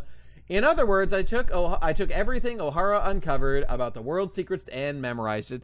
Now, who could this character be? It's all in my head. I can do the research. Okay, we're gonna get to that. All right. Okay, now's the chance to. Okay, now we'll advance a little bit. We'll circle back. That giant captain. He's called Saul, isn't he? ... He's in hiding now, so I can't confirm anything. Okay, talk about one of the most fucking utterly retarded lines I've ever seen in my life is this shit right now of like not saying, like, why the fuck would you just like not say yeah, just say yes, unless the point is to like subvert it. But he's not gonna subvert it because he's not gonna undo this right now. Okay, this is not gonna be undone. Morally speaking, Oda can't undo that. You don't get to take back this, and if Oda does, I will like call him a piece of shit for it, you know? Okay. Again, there are issues with Saul being alive, which we're going to circle back on, but the fact that Robin is happy that he's alive checks out, right? It checks out. Who can argue about that, you know? So, Robin being happy to hear that Saul is actually alive. Okay, this one panel is worth all the hack-to, baby. Okay, nope. That's where you lose me. It's because you're like, oh, yeah. No. Oda can write the story. Okay, this is I'm exaggerating right now. But, like, if the point is, oh, yeah. Oda can write the story as shittily as he wants to, as long as I get my emotional payoff through whatever, like, convoluted series of events. That's totally fine. I don't need anything to make any sense. Okay. All right, now let's go back. That's my exaggerated example of what's actually going on here. Because This is not pure hackta, okay? This is not pure hackta. Okay, calling my shit CinemaSins is not what I do, okay? That is not me. I am no CinemaSins guy. I get when a story, like, I'm able to understand when a story is doing more than one thing. And that will be revealed to you right now as we discuss the survival of Jaguar D. Saul. Okay, Saul's alive. What does this mean? How do we cope with this, bros? How do we cope with this? Okay, so there's a lot of people. Ding! Nate, yes, very true. My famous line. How could Saul have survived? Okay, now, kind of seemed like he was dead there for a while. Pedro is still in the running, boys. Belmare is still locked in Arlong's dungeon, and she's coming back, boys. Emotional payoff doesn't work if it's not handled correctly. I think this is handled correctly. Other examples don't justify emotional manipulation. I wouldn't call this one manipulation. That's a fair take. That is a fair take. And I'll just cut to the chase on my feelings of this, which is that as I was discussing in the server before, this is not pure hackta, Saul being alive, because from the beginning, it was fairly notable the way that like Aokiji killed his good buddy Jaguar D. Saul. From the beginning, there was like it's not that it was odd or anything. It was just like, damn, that's real hardcore. And also, we have seen other people survive being frozen, okay? Which was like at like the same time in the story. So, but people are taking some of this information and like rushing to say that explains everything. Okay, that does not explain everything. Okay, we're gonna go through the facts and logic right now. Okay. Now right there, this skill called Ice Time Capsule. Okay, I'm about to debunk this, I will call it cope. I will call it a little bit of cope about this stuff of Ice Time Capsule, meaning that Aokiji actually planned for him to survive. Okay, whoa. Let's slow it down right there now. Because, yes, he does use an attack called, like, Ice Time Capsule or something like that, okay? We're gonna debunk! All right, the first attack, whatever. It might be something slightly different. It's, like, something like this. It doesn't matter. I looked it up. It's something like Ice Time Capsule. This is when he's trying to escape, and this is Aokiji grabbing Saul as they're running away, okay? Yes, that attack does happen. Okay, what the big Goda posters are saying, what the big coat posters are saying is like, look, he used Ice Time Capsule. Okay, is that the attack that freezes Jaguar D. Saul? No, it is not. That is not the attack he uses. Okay, the attack he uses to free Jaguar D. Saul is this one. Is Ice Time, because as you can see, he's still here and laughing. This is the next attack he uses. Ice Time, or Ice, like, Time Capsule appears to be like a long, I don't know, like this attack here or whatever. And then he does Ice Time to freeze him. Okay, now let's get to the bigger point. Let's get to the bigger point, bros. None of that makes a difference at all. Look, there is no magic attack that Aokiji could do to, like, special freeze a guy so he'll actually survive and be totally fine. Okay? And, I mean, some people were posting before about, like, doesn't this undermine the emotional weight of, like, Saul dying in the Dere Shishishi laughter death scene. See, so the answer to that is, like, kind of yes, a little bit, but not entirely. Because, again, look, we can't read Oda's mind, and he's never gonna admit. He's never gonna admit whether, like, he planned this from the beginning or not, and we kind of don't actually know whether it was planned or not, okay? So, like, let's assume that he planned it all along, okay? That's fine. Let's assume that. Okay. It's been, like, 16, 17 years since this moment in the story. Many things about, like, Robin's character and whatnot have been built on her motivation with Saul. Okay, Saul actually being alive doesn't undo all of that. But it's something about it just feels kind of off, you know? It's a little hard to articulate. It just kind of, it makes you feel like you've been taken for an emotional ride. And it makes you feel like Oda's writing is not trustworthy.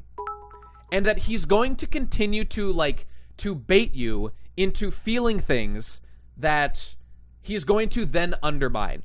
And he has done this so often. Morge said it ruined the flashback for him. Wow. That's a little stronger than I would say. Let's just bring up those examples that are super recent, okay? Easy one. Pound D pussy, okay? It's like the exact same situation here. What do we got here? We got images being posted.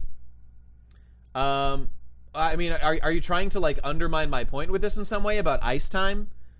I mean, what's your point of this? Is the point that like because this is how he did to Luffy and Luffy survived, therefore like Saul must have also survived?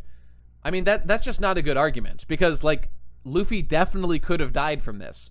Also, this art is great. Yeah, obviously it looks great. New piece is coping and seething. Okay. You're pulling my. I mean, that's fine. That's fine. It's just that this is not an argument, you know. Like what? I mean, because everyone was saved due to outside influence, of stuff. And again, I just want to keep articulating this. It doesn't really matter if Saul actually dies because Robin, a child, thinks he did. The reality of the situation will change your perception. Ghoulish, you're describing Robin's feelings within the story. You are not describing how what is frankly far more important, how we as the readers will feel about it, which is a totally distinct category and must be judged separately. And yes, Jimbo, Limbo. Let's get to the actual question that really matters here. What, in God's name, is the point of Saul surviving? Let's say it was planned from chapter. What is the point? And actually, wait, but before I get into that question, I'm just gonna say, logically speaking, there was this stuff. Okay, like he's covered in burns, right? Is he the man covered in burns that Kid mentioned? I don't know. Maybe that wouldn't be surprising at all. This guy has big info about O'Hara stuff. Okay, it's right. Logically speaking, maybe he was melted by all that fire on fucking O'Hara that day. And I guess I'll just also mention as counter logic, like, and so what? He didn't get obliterated by like the Buster Call. I mean, okay, and what? They like didn't do anything with his body. Like, I guess he thawed after everyone left, and no one was like looking, and no one cared to do it. Okay, that's fine. I mean, Saul being in hiding is okay. Like, not being able to find Nico Robin, that's not a problem, because, you know, Robin was traveling around and running for, like, her whole life. So him not being able to find her, that's fine. And, that's easy to write out of the story. That's not a problem. Maybe Saul was responsible for sending in the giants to save the books. Also, how did Saul get off the island? Okay, again, we've got a lot of, like, narrative convenience going on here, okay? That's something odd. Okay, but... Let's get to that point I was bringing up before. Okay, why is Saul alive? Now, okay, I'll just give the easy one right off. Because Oda planned it from chapter 1. Oda planned it from chapter 1. Maybe Aokiji froze him to make him somehow survive the Buster Call. IDK, I don't know. That doesn't wash for me. I don't get it. He is responsible for the books. I mean, that's fine, I guess. But, like, he still needed... How did someone come save Saul? How did anyone know how did his giant crew, which, by the way, this man was a Marine? Why is he in a giant pirate crew? How does he even know these guys? They're from Elbaf. He's not from Elbaf. And by the way, he doesn't even like Elbaf giants. He stated that before. In chapter 359 to 358, you can see Saul getting fucked up by the Buster Call. The burns and scars are from that. Sure. That also makes some sense.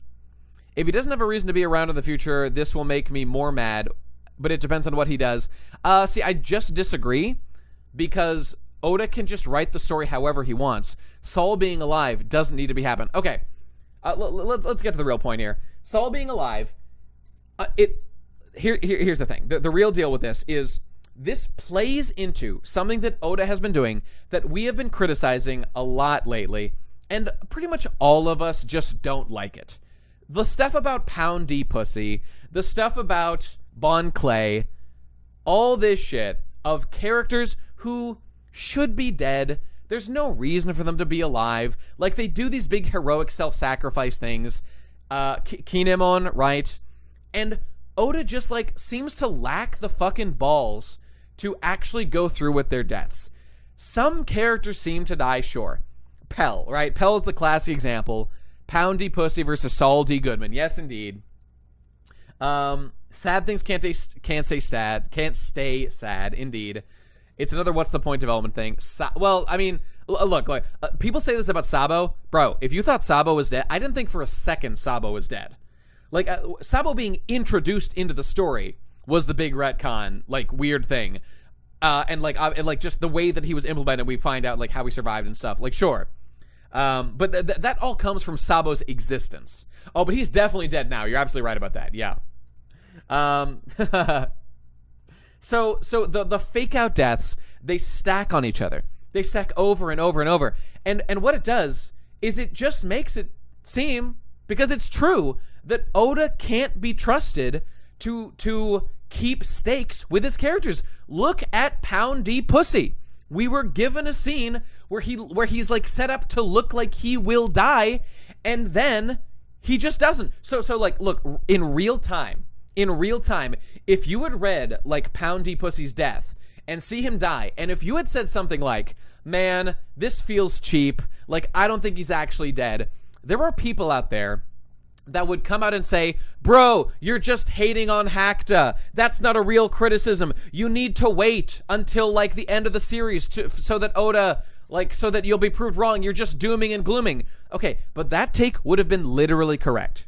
Okay, and so in the future, when a character looks like they're gonna die, what am I supposed to say? That like, oh yeah, I totally believe that all these characters that are like totally dead. No. It is only rational and the sign that your brain is functioning correctly to feel like the stakes matter less in the story. And that is not good.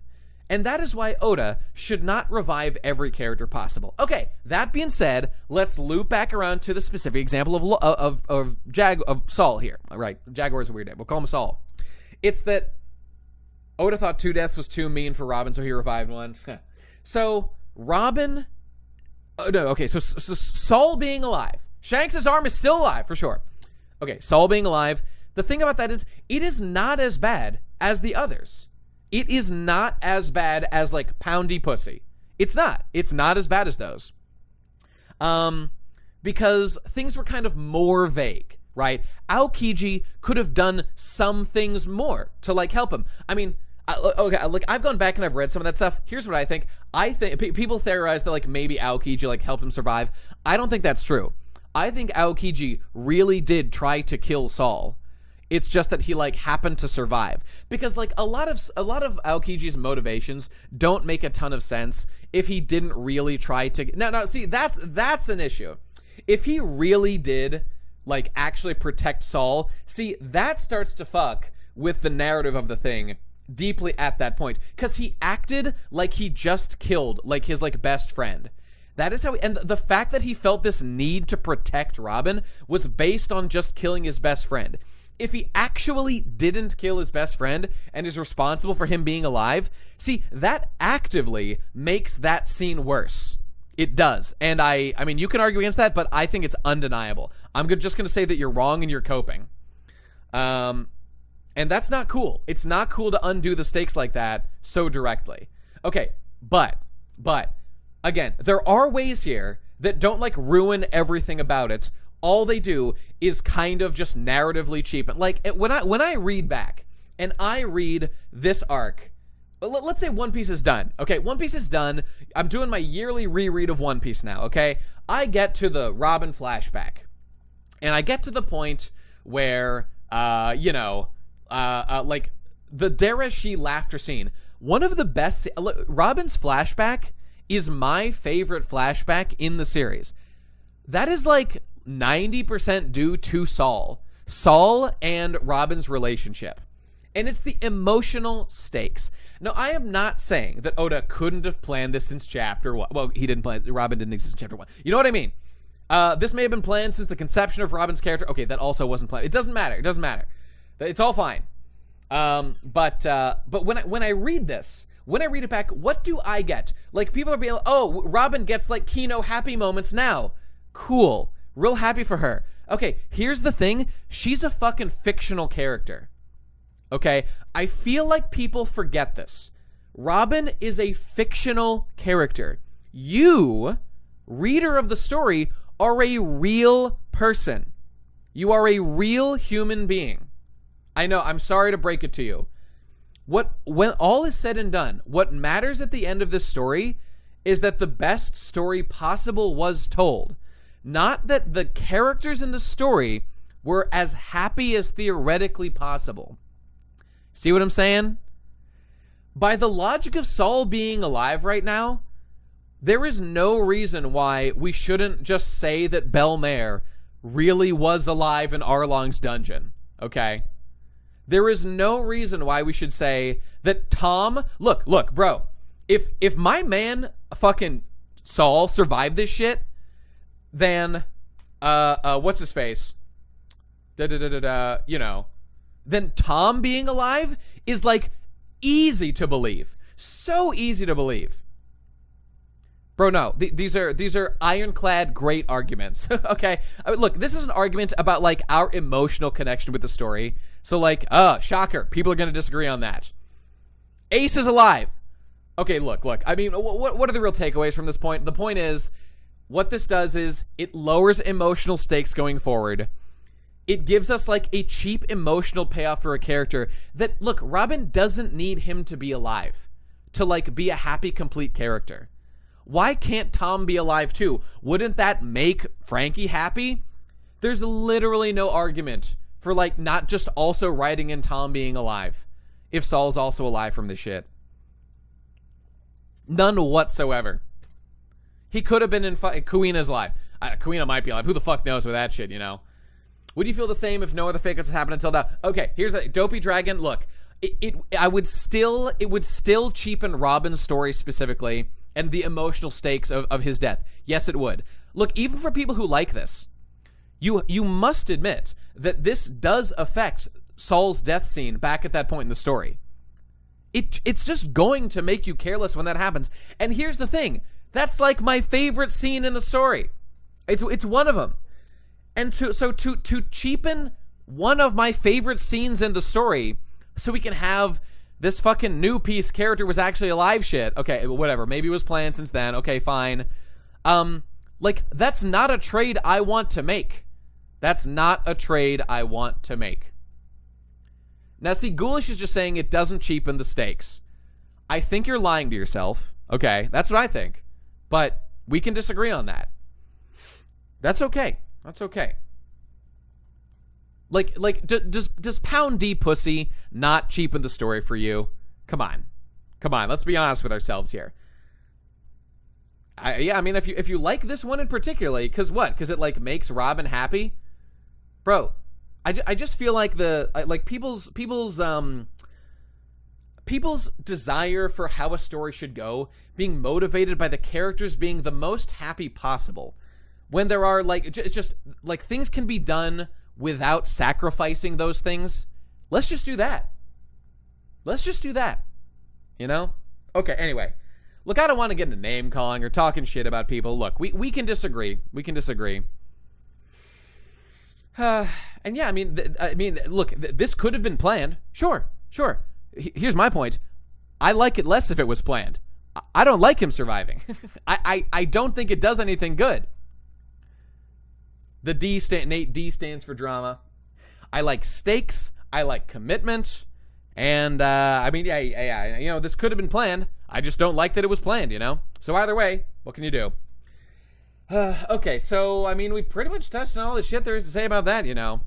My point is that Robin's story remains the same with or without Saul dying in that moment due to how it's set up. She's functional in the same spot. Okay, Ghoulish, but just the fact that we know he survived, I mean, yeah, like, it doesn't change the logic of that scene at all, but it does weaken the emotional stakes of it. I mean, I just think that's undeniable. And, yeah, I mean, you know, like, yeah, that's an emotional point. And, I mean, yeah, we're talking emotion for emotion, you know? I mean, that's the realm I'm talking in. I am not saying that this is literally impossible. I mean, it's not my point. I would say it is very implausible. Things that are more implausible are the books being found, you know? We know now it only affects it retroactively, which the entire story does to a degree with every change. That's exactly my point, Ghoulish, which is why you shouldn't change things. Don't do that. That's my point. Retcons are to be avoided as much as possible. And again, I'm not saying this is a retcon, but, you know. Now, I never said never make a change. I said avoid them as much as possible. Okay, moving on. Okay, so what's going on here? Your boy Shaka has some information in his head. Guys, a retcon is not are you conflating a character arc with change? You gotta expand that brain, my guys. That's not the point. And I know it's fun to argue straw men. They don't fight back much. They have a really bad argument every single time. It's very interesting. But hey, it is what it is. Bro, who are you arguing with? Okay, all right, moving on. Okay, so Saul's alive. It is what it is. Okay, it's great. It's great. Dr. Vegapunk, thank you for not letting Ohara's sacrifice be in vain. I try to help progress and every field of thought possible is my nature scholar. Okay, great. All right, so Vegapunk did it. Hooray, guys, we did it. Okay, here we go. We're finally scooting along, and I can't release you. Okay, blah, blah, blah. He's going to show you something. Okay, great. All right, here we go. Finally, we get on to some good shit. Okay. Junkyard, Eggheads, not that everything was bad, that just happened now, you know, but here we go. Junkyard, Eggheads, Fabrication, Stratum, Chopper. There's no way to get in. Oh, all right, okay, they're trying to get into the robots. All right, the other one had a pilot, right? Okay. Oh, it must be the type that moves on its own. Indeed. Move, Robo. Does it need a special command? Maybe we gotta say its name. Okay, yes, very funny, very epic. Okay, Bonnie looking, I mean, not the best art I've ever seen in my life. Let's just look at some old piece art real quick. Okay, the skins, they're kind of shitty. Oh, my Goda. Oh, it looks good. Okay, that's new piece. That's pretty good. That's good stuff. Oh, clean piece. Where have you gone? I love you, clean piece. Okay, moving on. Something's going on. Ain't no way it's moving. And whoa! Bwan! Okay, here it comes. The robot's gonna blow. Okay, here we go. Finally, it's happening. It's coming. And then, save me, Quasar. No good, another debacle. Oh, who's this mysterious lad? Okay, here we go. Interesting. Perhaps time-space bent mid-warp? There's a guy like Kinemon here, stuck into something. I've got you. Sorry, it's him. You're Dragon's boy, right? He says. Okay. Now, again, kind of odd paneling. Like, things are kind of weird. Like, we don't see him pop out. Like, why don't we just kind of, like, show that? I don't know, whatever. Much obligated, your Dragon's boy. I knew you'd come. Good job on making it. Damn, look at that art on Luffy right there. Looks great. Oh my Bonnie, dear me, you sure have gotten big. It's splendid to see you so full of vigor. What, old man, are you floating, Vegapunk? Oh my, lads, I think it's Vegapunk. Holy smokes. You can float too. These Dom shoes have a nifty hover function. What? Press on the side, grab the lever, give it a big old push like this. That's the way. Gadzooks, we've flown too far! Save us, Quasar! Still don't know what Quasar is, we're gonna find out. Okay. Ooh-yah. Dr. Vegapunk, the man with the biggest brain in the world, leader of the Navy's Special Science Group. There he is, Dr. Vegapunk. Okay. Now, I'm not gonna beat around the bush here. This is some Goda stuff right here. Okay. Alright, so I said before, Vegapunk was very off-putting. Okay, it's just true. I don't think it's totally fair to compare the art. Dude's been working weekly for 20 years. Bro, fuck him and his hands. Bro, no. Just make it good. Why does the art have to get worse? That's such a bullshit argument. I don't vibe with that shit at all. That it's just, oh, it's fine. The art's getting worse. Why? Why is that good? Why is that okay? Why can't we have good standards, man? I just don't vibe with that shit at all. It's totally fine to say that the art's gotten worse and I like it less, you know? That's totally reasonable. Now that's a cope I will never be able to swallow. I agree though that it looked better before. Okay, all right. But the air of apology, it's good. I mean, you're only exercising a rational brain to understand that it looked better before. Bro, unironically, he made a choice to make a 25 or 30 year long series. I enjoy it very much, but that was a choice he made. He's literally responsible for that. You know, he didn't have to do that. So, you know, and in fact, I would have recommended against it. I know, Oda's ancient. He's over 30 years old. Okay, anyway, what I want to talk about is how great Vegapunk looks here. Okay, so So clearly, yeah, Wano didn't need to be 5 years. Or wait, Wano was no, it was 5 years, right? Right? That sounds right. 2018. Was that 4 years? Well, whatever. It doesn't matter. Maybe it was 4. Yeah, it was 4. Okay, so I was saying before that he was rather off-putting before. It did feel like 10. That's true. 2018 to 22. Yeah, that's right, Moses. Okay. Act 3 was 9 years long. Feel old yet? Okay. So let's pull up the image. Hang on. Vegapunk. Wait, no, that's not it. Okay, so clearly Vegapunk's design is obviously inspired just by like this one Einstein picture. He's obviously Einstein coded. Okay, makes a lot of sense. And he's not a weird girl who switched into a female body. Okay, Yamato, Schizo, Terror Bros. Okay, it didn't happen. Thank God. Yamato can't hurt me. She's not real. Okay, it feels so good. I feel so good about that. Okay, now, the fact that he had a big old brain, and now that's gone. Okay. So, and there are 6 other forms of him, like 6 other pieces of him. I think we can't conclude anything otherwise that this man chopped his brain off or something and turned those pieces or something, like physically, into those 6 other bodies. Like, what other conclusion can we draw from this image right here? And he's got an apple on him. You love to see it, okay? CP0 will be able to kill all 7 Vegapunks, probably. He skits his brain. He's definitely pretty schizo. There's no doubt about that. And he's got an apple on there, and there's like a fucking stalk sticking in his brain. And it's like, oh, like the way that it's just like cut open, like Dr.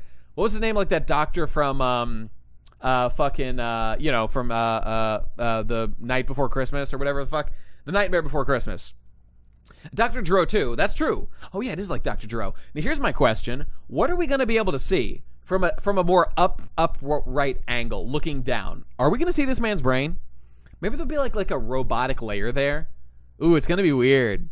Dr. Finkelstein, that's the one. Oh, it's going to be weird. It's going to be real weird. Oh, save us Quasar. Okay, he keeps saying Quasar. Right. Okay, it's a verbal tick. Yeah, you guys are right. Dr. Giro, Finkelstein, yeah, all those guys. Yep. What if it's nothing? I mean, yeah, he could have an empty head. He's got that apple, an apple a day, you know. Yes, obviously the apple. I mean, it's probably like a Newton reference, you know. Apples are associated with intelligence and realizing big brain things. Makes sense to me. He's Yusei's grandpa. I forget who Yusei is. Help me out.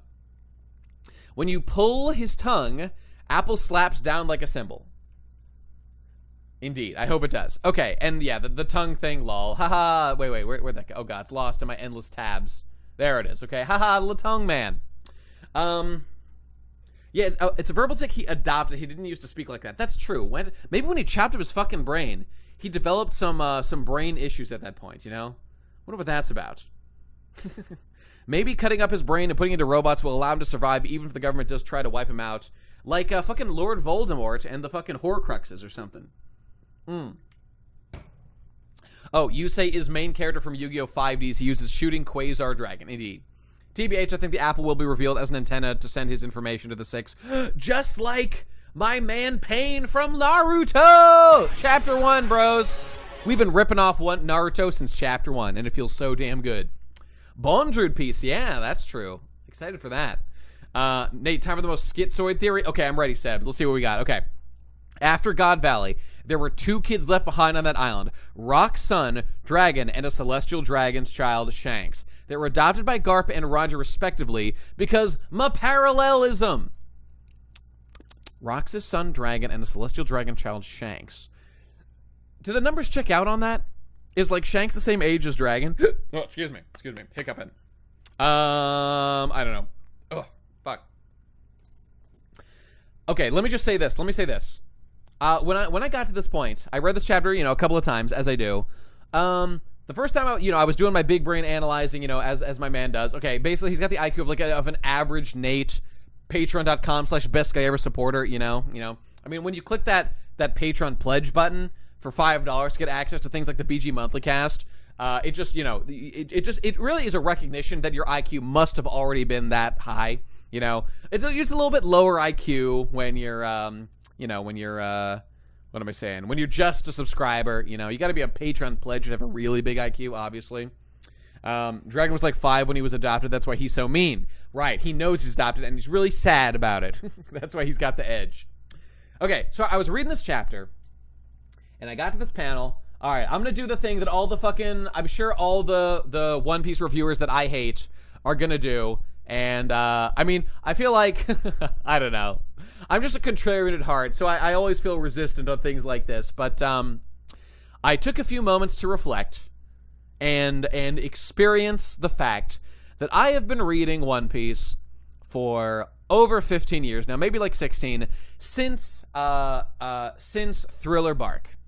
And it was just before that Vegapunk was first mentioned at the end of Water 7 by Kobe, talking about being like the top science guy for the Navy. Oh, sorry, hit my mic. So for me personally, it's been like 15 years, almost as long as everybody, as the people who've been reading since chapter 1. I've been waiting almost as long as them to meet this character. I've been reading for One Piece since 18 years, since the Kaizoku fan subs were only as far as Sanji versus Bon Clay. Holy shit, Jackal. That's pretty based. Bruh. That's very based. Was it worth it? I mean, yeah, Jackal can answer for himself because he's been reading longer than me, but I'm at yeah. I mean, since Thriller Bark personally. Yeah, I mean, it's been worth it. It's been worth it for sure. I've got my grievances, of course, but I'm certainly glad I stick with it. I've been reading since the elevator. Yeah, you and me both, brother. I was hoping Vivi would come back all that time. Aw, he's a Vivi bro. Aw, that's adorable. Shut up, bitch. Just kidding. Fuck you. Vivi sucks. Ha ha ha. Got his ass. I'm the Joker, baby. Okay. So I was just thinking, Vivi's mid, bro. Vivi's mid. You gotta accept it. So I was just reflecting on that, right? And I was looking at this guy, and I'm like, okay, all right. So I said before that, like, Vegapunk, like, kind of looks weird and gross, which he does, okay, right? Sure, it makes sense, fine. Miss Monday gods, yeah, no doubt. she's taken, bro. Actually, I have a figure of Vivi that I got, like, I took a cheap figure I got somewhere. It's extremely endearing. It's very endearing. Wait, where did I put that? Hang on, I want to get my figure real quick. I'm just thinking about it. Ugh. Where did I put that? Oh, there it is. Oh, this figure is adorable. There was like, there's a version of it with her like ponytail and stuff that's very similar to this. That's got her hair up, and she's wearing a t-shirt that has like, it has the white X on it, which I like to think is reminiscent of the X. I can't really show you. Wait, you know what I can do? I can't, wait, I can show you. Hang on, you gotta give me a second here. I'm gonna hack the mainframe. I have to do a thing, so I don't have to like fucking attach a camera, which I'm not gonna do anyway. Hang on.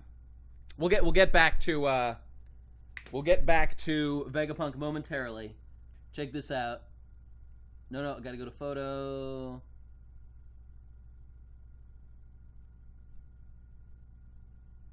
Boom. Wait. Hang on.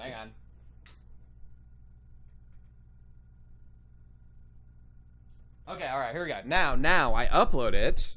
Okay, here we go. I know what I'm doing here. I'm very smart. Have you hot glued it yet? Oh yeah, big time. I'm hot gluing it as we speak. Okay, I upload it here now. Yup.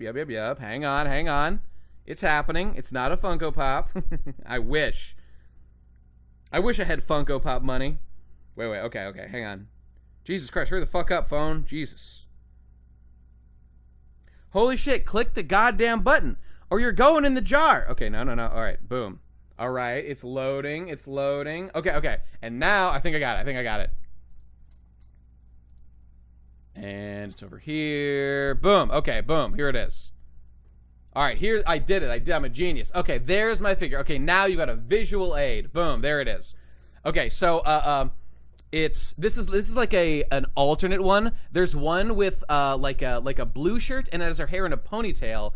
This one, forgive the dust. This one has the hair down, and both have the t-shirt that has like the X on it. You know, it does have the cannon forehead. Absolutely true. I know. I'm sorry about the dust. I mean, this is a really cheap one. Oh no, the jar! She's going in the jar! Okay. You can see the handle on it. It's not a jar. It's my drink.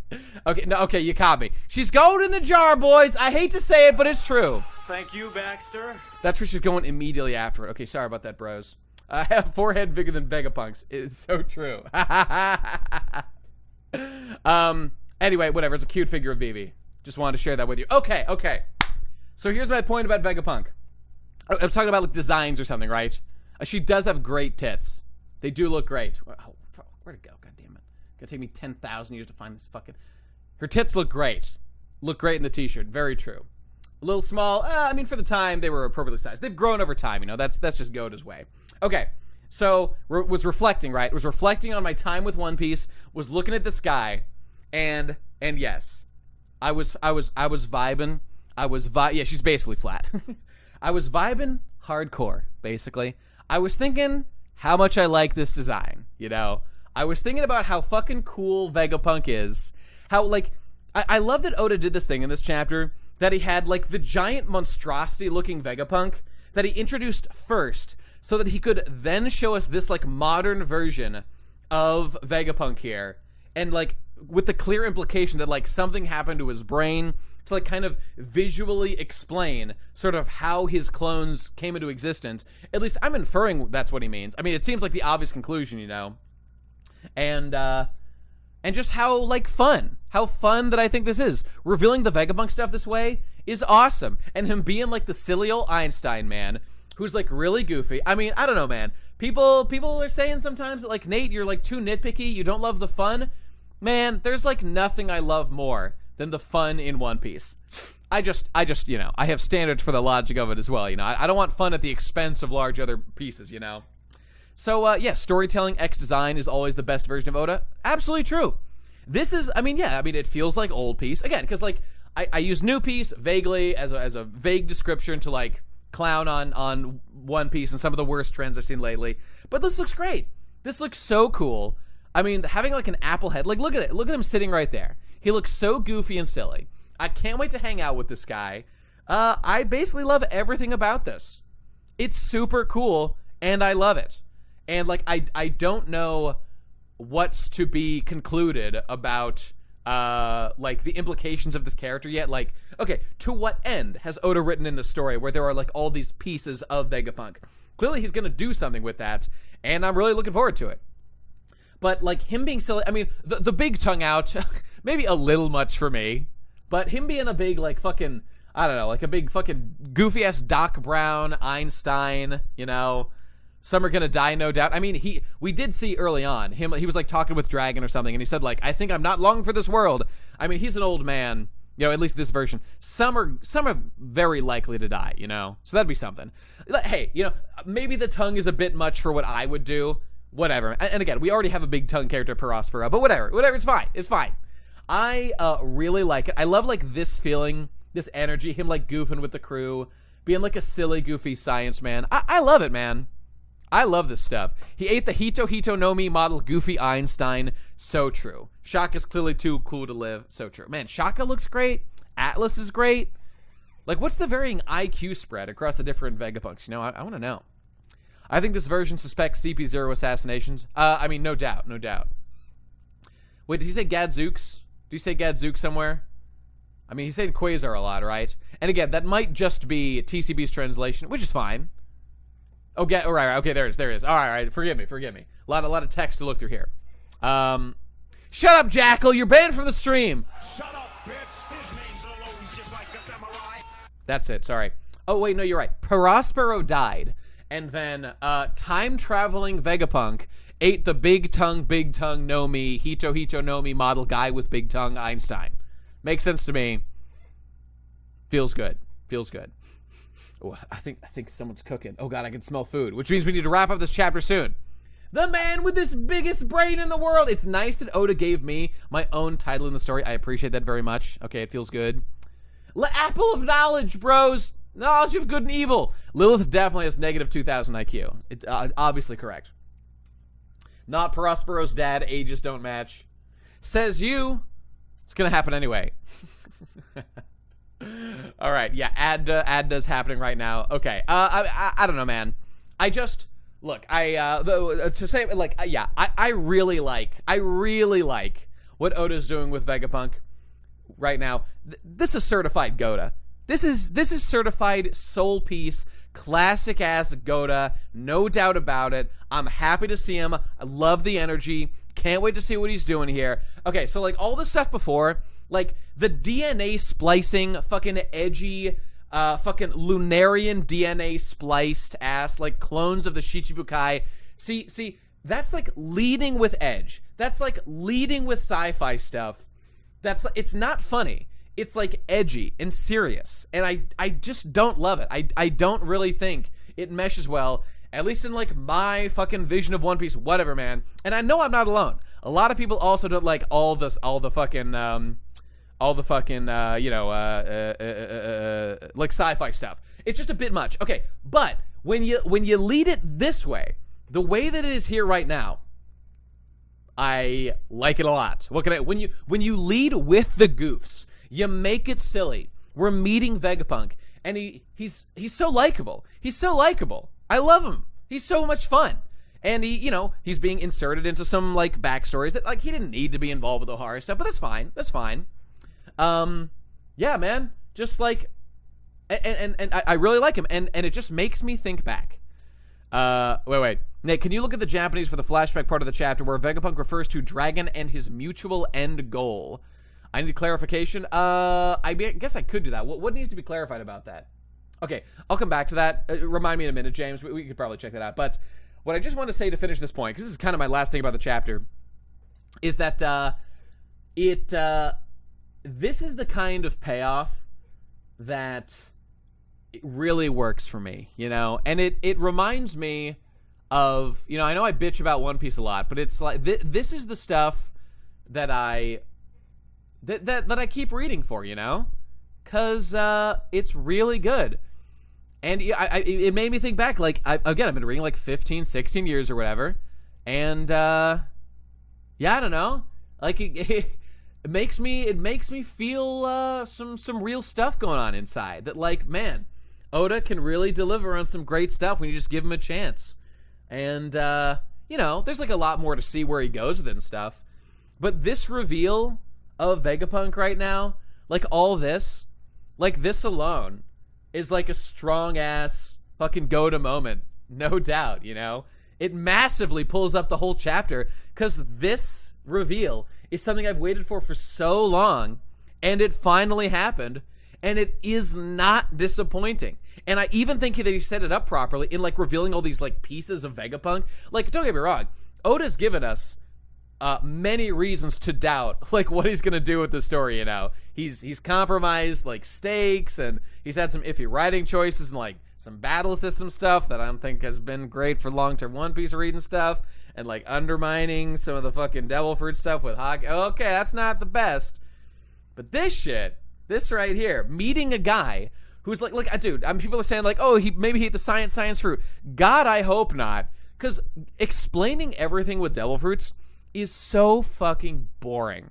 It's super boring. Like, sometimes it's fine. In fact, in a lot of the cases, it's totally fine. Nate, thoughts on hockey? It's hacky. There you go. Yeah. But like him just being super, super smart, it needs zero explanation. He's just a really fucking smart guy who was born. That's it. I don't even want to know where he came from. Of course I love One Piece. I mean, how hard is it to explain? Like, obviously, yes, I love One Piece. Obviously, that's true. But what does that mean? If your son, who you love, comes home from just, like, killing a man just to watch him die, do you still love your son? Of course. Yes, you love your son. But you gotta call the cops if you're a snitch, okay? I mean, it a little bit depends on the circumstance. When I call him, you're like, okay, maybe we can't hang around this guy as much, I don't know. It a little bit depends. I mean, sometimes if your son turns out to be a serial killer, I mean, the best thing that you could do for him is to turn him in, honestly, actually, interestingly, a lot of serial killers like want to be turned in, want to be caught, as it turns out eventually. I know. We ain't no narcs here. But the point is, maybe you ask him to move out of the house. You find out your son is a serial killer. You ask him, hey, I've got like other kids, I'd like you to move out. I won't turn you in, but that's what it is. Oh, kill him if your boy is Dahmer, put him down? Hey, fair argument. Just like Goda needs to be, or Hacked needs to be put down, boys. He's too hacked. There's no redeeming it. No, okay. I'll give him a week, yeah. So you love him because he's your flesh and blood, You'll always love him. You can't stop that. It's natural, it's biological, it's economical. But you can have criticisms and you can respond, So at this point in my life, that's how I feel about One Piece. Bro, I'm never going to stop reading One Piece. It's never going to happen. It's like a huge part of my life. I'm not stopping. I mean, same with Final Fantasy, man. I'm going to play every Final Fantasy, like, number tell that comes out, except the MMOs, because I don't care about, they're not real Final Fantasies. I don't care what anyone says. I'm going to play them forever. I mean, unless I, like, get really burnt out, or they turn, like, really to shit. Because it's just who I am now. Reading One Piece is just who I am. I'm going to read it forever. And if there are things to criticize, I will criticize it. But that's it, man. That's it. I mean, hey, it doesn't cost me a dime. You were a lot nicer about the Saul thing than Morge and other Twitter plebs. But the thing is, I have great empathy. I mean, I don't know. I'm a high IQ centrist, I guess, on this issue. I totally understand where guys like Morge are coming from. I think people might be catastrophizing a little bit on how much it actually ruins Robin's flashback. Because I actually agree with guys like Ghoulish that, like, it doesn't ruin, like, everything about it. I do think it cheapens it. I do. And I wish it wasn't written this way. But it doesn't ruin everything about it. And it is, like, logically sound in some ways. Like, it could happen. Poundy pussing escaping makes zero fucking sense. And it makes zero logical sense.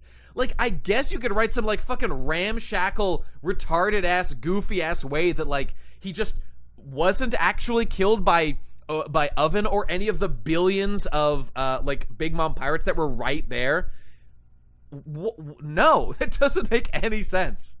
Okay, but that aside, so, like, yeah, I think some people could, like, catastrophize, like, a little bit on these subjects. But on the other hand, when people also say, like, nah, man, it's totally fine, it doesn't affect it at all. No, it does. it does. And it could be quite a bit for you. And frankly, it does quite a bit for me, I do not love it.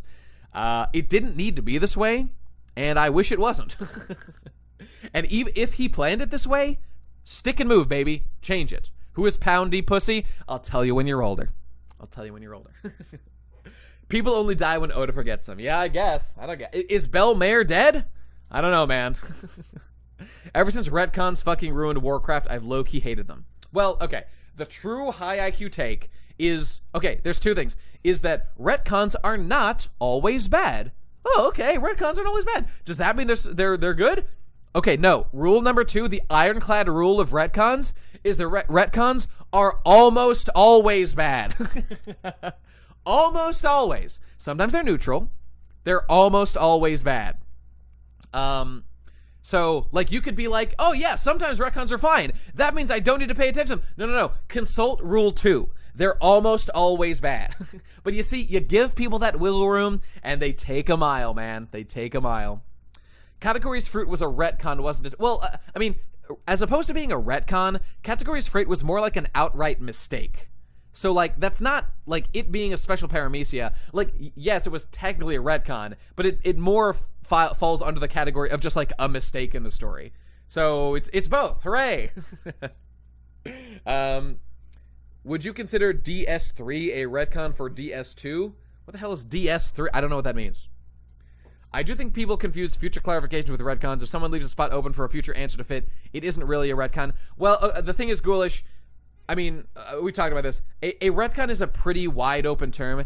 Technically, a future clarification is a retcon in the broader sense of the term.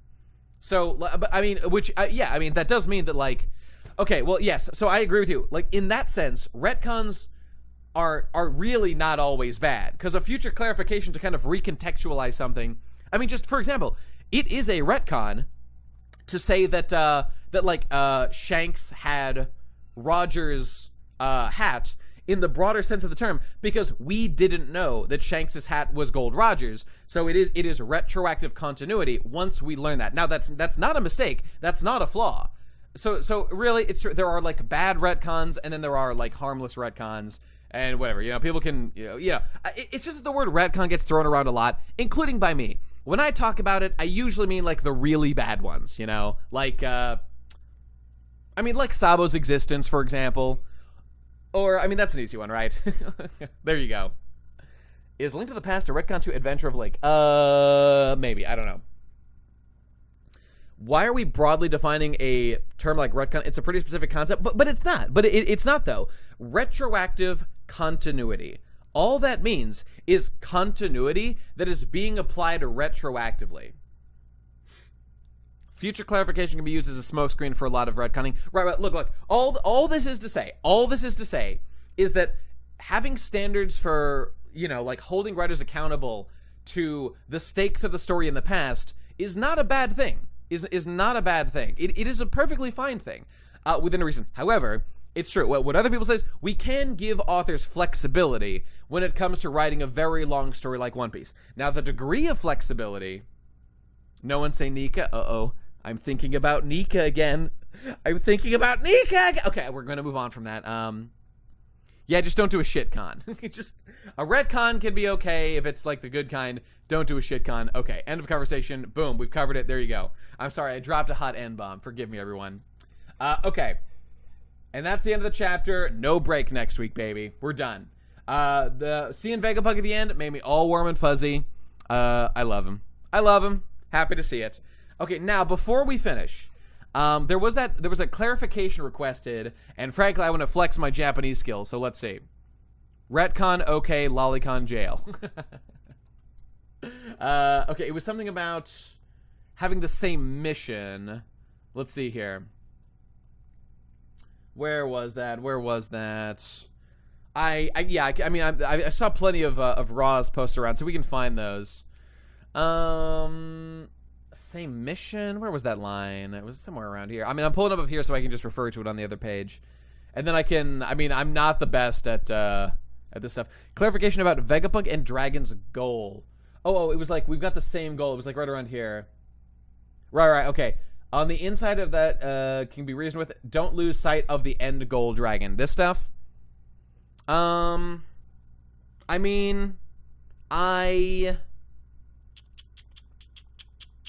Frankly, I don't really know if there's much to reinterpret about that. And frankly, my Japanese grammar skills are not that good, so we might just not be able to figure it out. Let's give it a try, though. Okay, I'm gonna go to my website, see if I can find the raws real quick. One sec. Where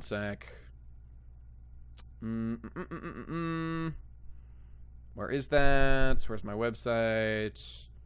Here we go. Okay, these guys usually have it by the time it comes out. They probably have before TCB, obviously.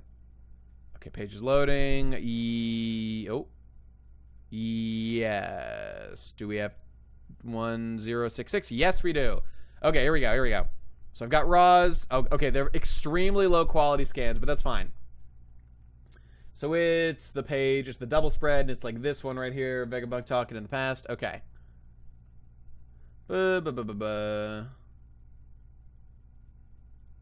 Okay, okay, so this is the panel right here. Okay, now I can already tell I'm not going to be able to translate this very well. Okay. Hanashi no wakaru. Oh god. I'm too stupid. I'm not going to be able to do this very well. There is no actual real-world utility to stories being well-written, and it doesn't really matter. Fight me, BGE. Well, Soka, what about... I disagree. Because the thing is... this is just a fact about my experience of One Piece at the very least. That Oda's repeated undoing of the stakes of characters has confused the story going forward, undermined future things that he wants us to care about. Like, I remember really clearly at the end of Whole Cake Island, when it was like, oh, the ship got blown up. Not for one single second did this thing that Oda was trying to briefly make me entertain might be happening, of like the ship blowing up, or like even being hurt particularly. Not for one iota of a split fucking second did I even entertain that was possible. Because Oda has so completely fucked the stakes of his story. you know, like with Pell and all this kind of stuff, you know. So that's even if it's just on your emotional experience of the story, you know, because he had like never committed to any of that stuff in the past, basically. I mean, there were times, you know, but like he just really fucked it up. He just wasn't trustworthy on it, so it undermines future readers' experience, you know. Good stories enrich our lives in many ways. I felt that way about Wano deaths when it was revealed people actually died there. Yeah, exactly. How can we honestly sit here and say, oh yeah, what's his face? Girly man, gun guy, Izo, and Asura Doji. Oh yeah, they're dead, bro. How do you know that, bro? I'm starting to doubt Belmare is dead. Okay, let's do a little translation here. Sekai seifu wa, excuse me, baka dekai. Oh, excuse me. World government, something about being in the Navy, especially in the Navy. Okay. Hanashi, I think that means like story. Oh god. Where's my damn G show? Okay, we're gonna do it. Here we go. Hanashi means like story, right? Hanashi. We're live translating live on. Okay. Talk, speech, conversation, chats. Like Takno wakaru. Is that like understand? But that's not a kanji. What does wakaru mean there? To understand? Understand the story? Mono? Whoa, wait. Oh, so this is like a noun. What's it called? Like a noun phrase modifying this noun of mono thing. I don't know. Something story. A story thing. There are many stories. There are many story things. That's like, wait, he's saying something like that. Wait. Am I looking at the wrong? No. This is right. Something about not losing sight of the end goal. Right, okay. This is the one. Doragon. Yep, okay. I mean, this is a skill issue. We're working our way through. Hyoteki. Oh, I know that. Goal wa mi ushina una. Okay, no, this is easy. Okay, yeah, actually, this is, I can translate this. This is, something about, let me double check. Hyoteki means goal, right? Yeah, it means target or goal, I think. And mi ushina una. Let's see. Mi ushina una. Shit, wait, okay. Let's try mi ushi. You just get that kanji. Okay, to lose sight of. Yeah, okay, I got it. So it's, yeah, he's saying right here. Our goal, do not lose sight of it, dragon. Okay, there you go. Easy. That sentence is just saying, do not lose sight of our goal, dragon. Boom, I'm a genius. You're welcome. Live translated right in front of you. I will take your money immediately. Thank you, Baxter. Appreciate that. You're welcome. All right. Well, wait, okay. The question being our. Okay, here's the thing. He doesn't we're looking at the words right here. He said this is like goal wa, means she was concerning the goal or target. Do not lose sight, dragon. So no I or you is specified, as is the case often in like Japanese. He's not specifying like the individual that this matters to.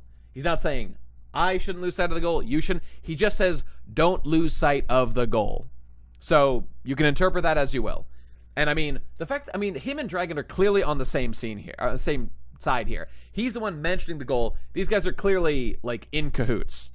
This seems very obvious to me at this point. So there you go. There's your translation. All right, done. And that's it. So there you go. Woo. Oh, look at old Vegapunk there. Ah, ha, ha. These colors are probably going to be all wrong. Watch as Oda fucking hacked, or rather, colors the apple to be like brown, and his hair is going to be like, I don't know, fucking neon green, and his clothes are going to be like pink and orange and purple and very goofy and very silly dilly. All right, people, you know what time it is. The chapter's done. I've been talking for time, and I'm ready to rest my fucking... A green apple, that's okay. Woo! Oh, excuse me. Ooh. You don't have to be specifically and pseudo-altruistically looking for issues in the storytelling, but it's fun when Nate does it, so I'm not complaining. I'm glad you think it's fun. I'm not trying to impress anyone, you know? Except myself. Now, it's true. I have a contrarian nature. I'm aware of that. I don't like to go with the grain. I admit it. It's true. It's true. However, I like to think I'm being as intellectually honest as I can. And I mean, when I'm sitting alone reading something, that's just where my brain goes, you know? I'm glad you think they're fun, Jackal. I try to be fun, you know? We hacked her. Godang, we're about to find Dr. Keck MD. You missed it, my man. Thank you, Baxter. Shut up, bitch. But we're about to do it right now. They're better than A threads. I mean, the A threads, there's a lot of extremes on the A threads. You see a lot of doom posting, and there is a good amount of like, you know, of go to dick sucking, and there actually is reasonable discussion in between. I like thumb through like a thing or two. Just I was curious what the people think about it. I didn't read much this time because I was busy. But okay, people, here we go. Yeah, I mean, Fortran is like contrarian central by its very nature, you know, and frankly, I love it for being that way. You know, obviously, I fit in there as a contrarian myself, but it's fun. It's fun, but it's not for everybody, you know. Obviously, that's why you got to come to Talkin' Pirates so you can be informed of the correct opinion by me live on stream, baby. Okay, let's get down to it. No more fucking around. All right, people. Yes, you're already doing it. Post in the chat. Post, is the chapter Goda or is it Hackta? I need to know. Inform the world of your votes, people. Come on. Hackta or Goda? Let us know. The force is strong this chapter. Okay, let's see. Let's quick review. Okay, Garma, cover page. Pure Hackta. Okay, nothing's happened. Boring as hell. Oh my god. Okay, Goda. Obviously, Oda is revealing his barbecue preview of how he's going to kill Jinbei and barbecue him coming up soon. Very excited for that. Okay, very based. Okay. Egghead lore. Okay, that's fine. Whatever, that's cool. Flashback lore. Okay, Robin. Okay, art kind of sloppy still. Okay, oh well, modern One Piece. What can you do? Okay, Nami's pussy out. Robin's pussy out. Okay, pretty Goda right there. Okay, not bad. Daft Punk helmet on screen. I like that. Wait. Where'd he go? I know he's here. Oh wait, no, he's not here. He'll be elsewhere. Okay, Daft Punk cool. World government history. Dragon. World government lore. Tied in with the ancient kingdom. Okay, cool. Robin. Professor Clover. Flashback. O'Hara is dead. We honor it. Goda. We've got a big head right going on. Okay, great. Books. I need the right emote. He actually did it, lad. He actually did it. Very impressive. Okay, very nicely written. Beyond Hackta. Okay. Lamau. Wait. We have to just one more time. They knew. The two original Sword members, baby. That's them. Okay, keep going on. Daft Punk is still here. Okay, cool. Nico Olivia, Jaguar D. Sol. Okay, there they are. Robin is crying. Okay, based. Make a girl cry. Very funny. And there's a guy that's a little bit bait. Nicely done, Vegapunk. Okay, Giants? What? Okay, Giants are Hajruddin. Okay, now how exactly does Saul even know these Giants? He's not even from Elbaf. He doesn't even like Elbaf. This was explicitly stated in his backstory. Okay, maybe he knew some anyway. Why is a Vice Admiral, he was a Vice Admiral, right, in the Marines, also a pirate on the Giant crew? I don't know. Okay, whatever, I guess that's fine. I won't ask any questions. Maybe Oda will explain it. Okay, very large brain, very impressive. 1776 will commence again. I guess it will. Okay, with that level of brain, I have no doubt it will. Okay, Dragon looking very young and sexual. Okay, very great. Okay, there's Vegapunk revealed for the first time. O'Hara paying their respects, praying in front of it. Okay, we formed the Revolutionary Army. There's some fucking cringe-ass non-army freedom fighters. Lame. Get armed, bros. Rise up and do a revolution real quick. Sounds good to me. Okay. He memorized everything. Jaguar D. Sol.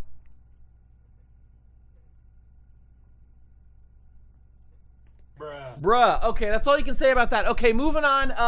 She cried. Okay, she emoted. Oh, her feelings are valid. Her feelings are extremely valid. Okay, that can't be argued. The feelings are valid. Vegapunk did some cool things. Okay, Big Robot Man. I like a Big Robot Man. When I see him, I think Goda, that's good. Luffy being silly. Bonnie's extremely attractive. Okay, that's pretty cool. Okay, we got a warp of some kind going on. Now, actually, was he in there already or did he teleport into this? Is this like a, I'm kind of confused. Did he come from somewhere? I think he teleported from somewhere else. Was he in the robot? Okay, I think he teleported, whatever.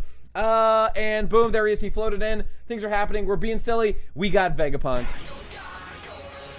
So in conclusion, that's the end of the chapter. Okay, so it all comes down to this. This is the one, boys. This is all the marbles going on this one. Is it Goda or is it Acta? Oh God, I need some music for when we're doing this like blitzkrieg to the end, Okay, but anyway, here we go. It's time to vote. Was it Goda or was it Acta? Oh God, look at that's a pretty close race. 44 to 56.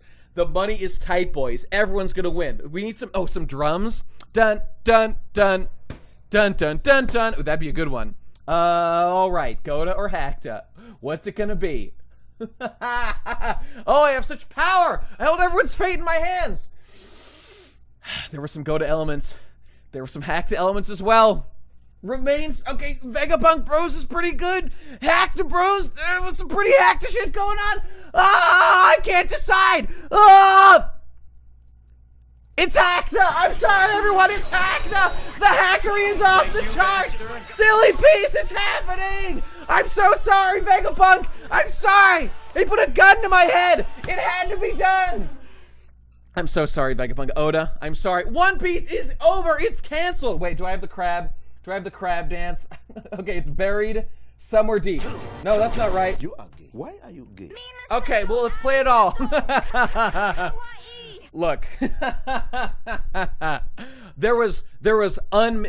spikes of Hackta in this chapter were distinctly notable, okay? Does this make it a dog shit-ass chapter? I'm not saying every part of it was dog shit, no. But the Hackta was evident.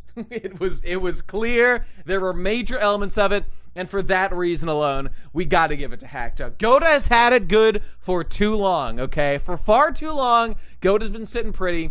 Hackta boys, it's back. And Silly Piece has officially begun, okay? What were they thinking with this shitload of fun? That's what I'm saying. Isn't it beautiful, boys? The ancient land of Japan. No, we're gone with that. No more of that. Glad I only got here. I would have been financially ruined. I'm so sorry. All right, everybody who voted Goda, rest in piss. All right, this was a Hackta stream. This is a Hackta squad. All right.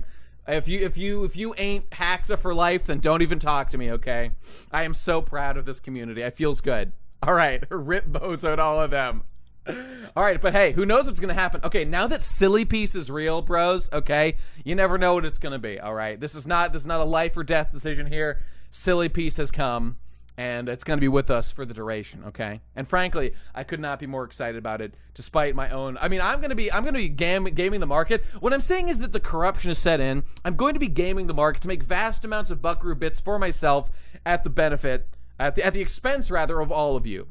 And it feels good. Call for a recount. Okay, stop the count. This can't be right. Keep on coping, boys. Keep on coping. Silly Piss is come. Yes, that's exactly right. It's been Looney Tunes piece and Sneaker Drop. That's true. That's true. I'm glad you got your money back, Hackta bros. Nicely done. All right, storm the gates, boys. It has to be done. All right. Okay, that's it. So we'll be back next week, people, with more shit. Give me a sub, go to Cucks. It's the least you can do. It's true. Allah's right. He is a superior being to all of you. It must be said. Shut up, bitch. So I think you owe him that at the very least. I didn't even come close to getting my money back. Keep holding the line, Hackta bros. You never know what's going to happen next. All right, we're done. My throat is absolutely shredded after screeching and seething and coping. Holy shit, 2.5 hours? Oh, God. Why do I do it, bros? Why do I wreck my body? Hackta reparations have finally been paid. You know, it was the reparation stream. You know, it had to be done. You know, honestly though, I was thinking about this a lot. Like, I had already decided, like, I wanted to loosen it because I was like, Goda's been winning for like way too long. You know, it's just like, it's not fun with the gambling if it's always gonna go one way. You know.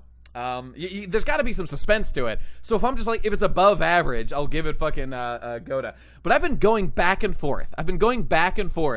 On like if I still think this chapter is Goda or Hackta. It's tough, man. It's fucking tough. Yeah, I planned this shit from chapter 1.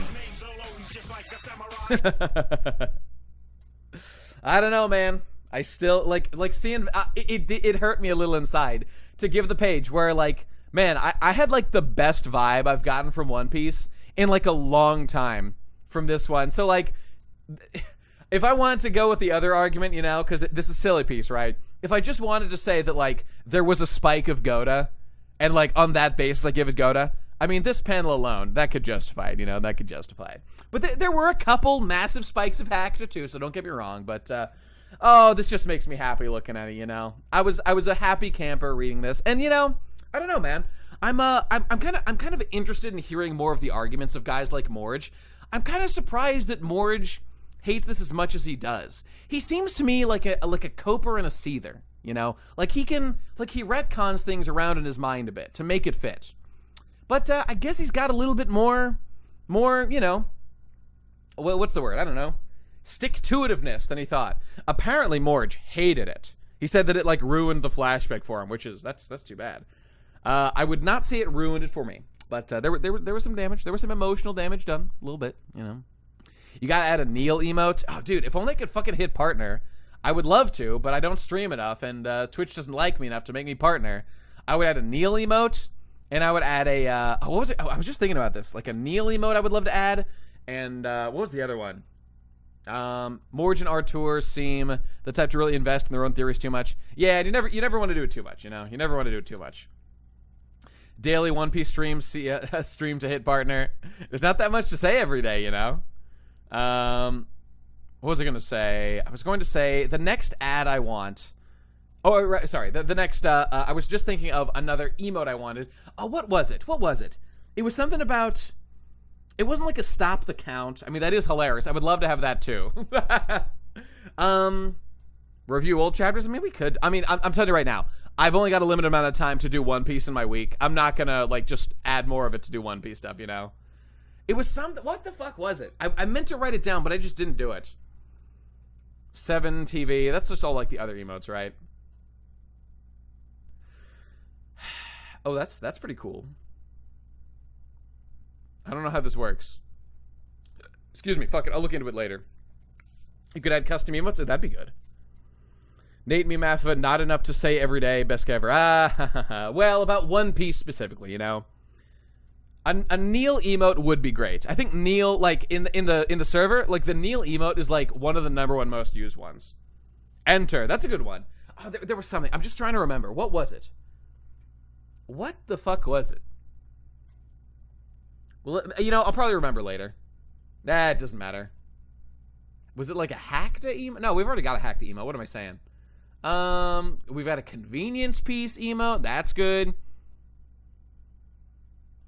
I love Cuck Chitora, and the Vegeta kneeling, that's a great one. Barbecue, that'd be good.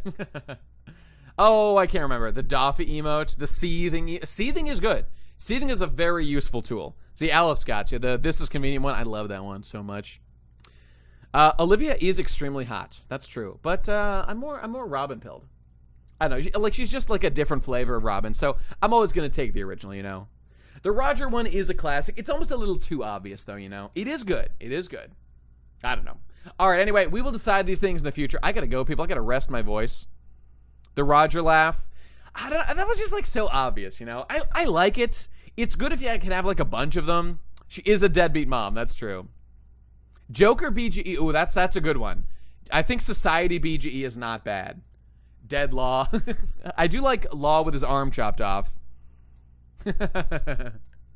Giga Nika Virgo. That's a good one. I do love Virgo. Fully clad in hockey. That's a great one. That is a very unique vibe to it that I deeply love. Like that feeling of that stoic, angry look. Kroom is good. Hey, we can talk about this in the emo chat, perhaps. Femlaw emote. Get the fuck out of here. Law doesn't deserve that much respect. All right, I'm out of here, people. The Usopp face from Chris Rosa. That's not bad. Okay, I'm leaving. I'm leaving all of you. I'm abandoning you to your fate right now. It's been real, y'all. You suck. That's a good one. Stonewall Jinbei. All good ideas. Booty piece. Yeah, it barely exists, but it is there. Vegapunk, it's an honor to know you, my man. It's been a pleasure. Hope we get more Bonnie next chapter because she's great and cute and I love her. And see you in the TP Discord. I'll be there. It's a fun Discord, man. For real. For real, for real. On cap. On no God. Bye, guys. See you in a week. See you later.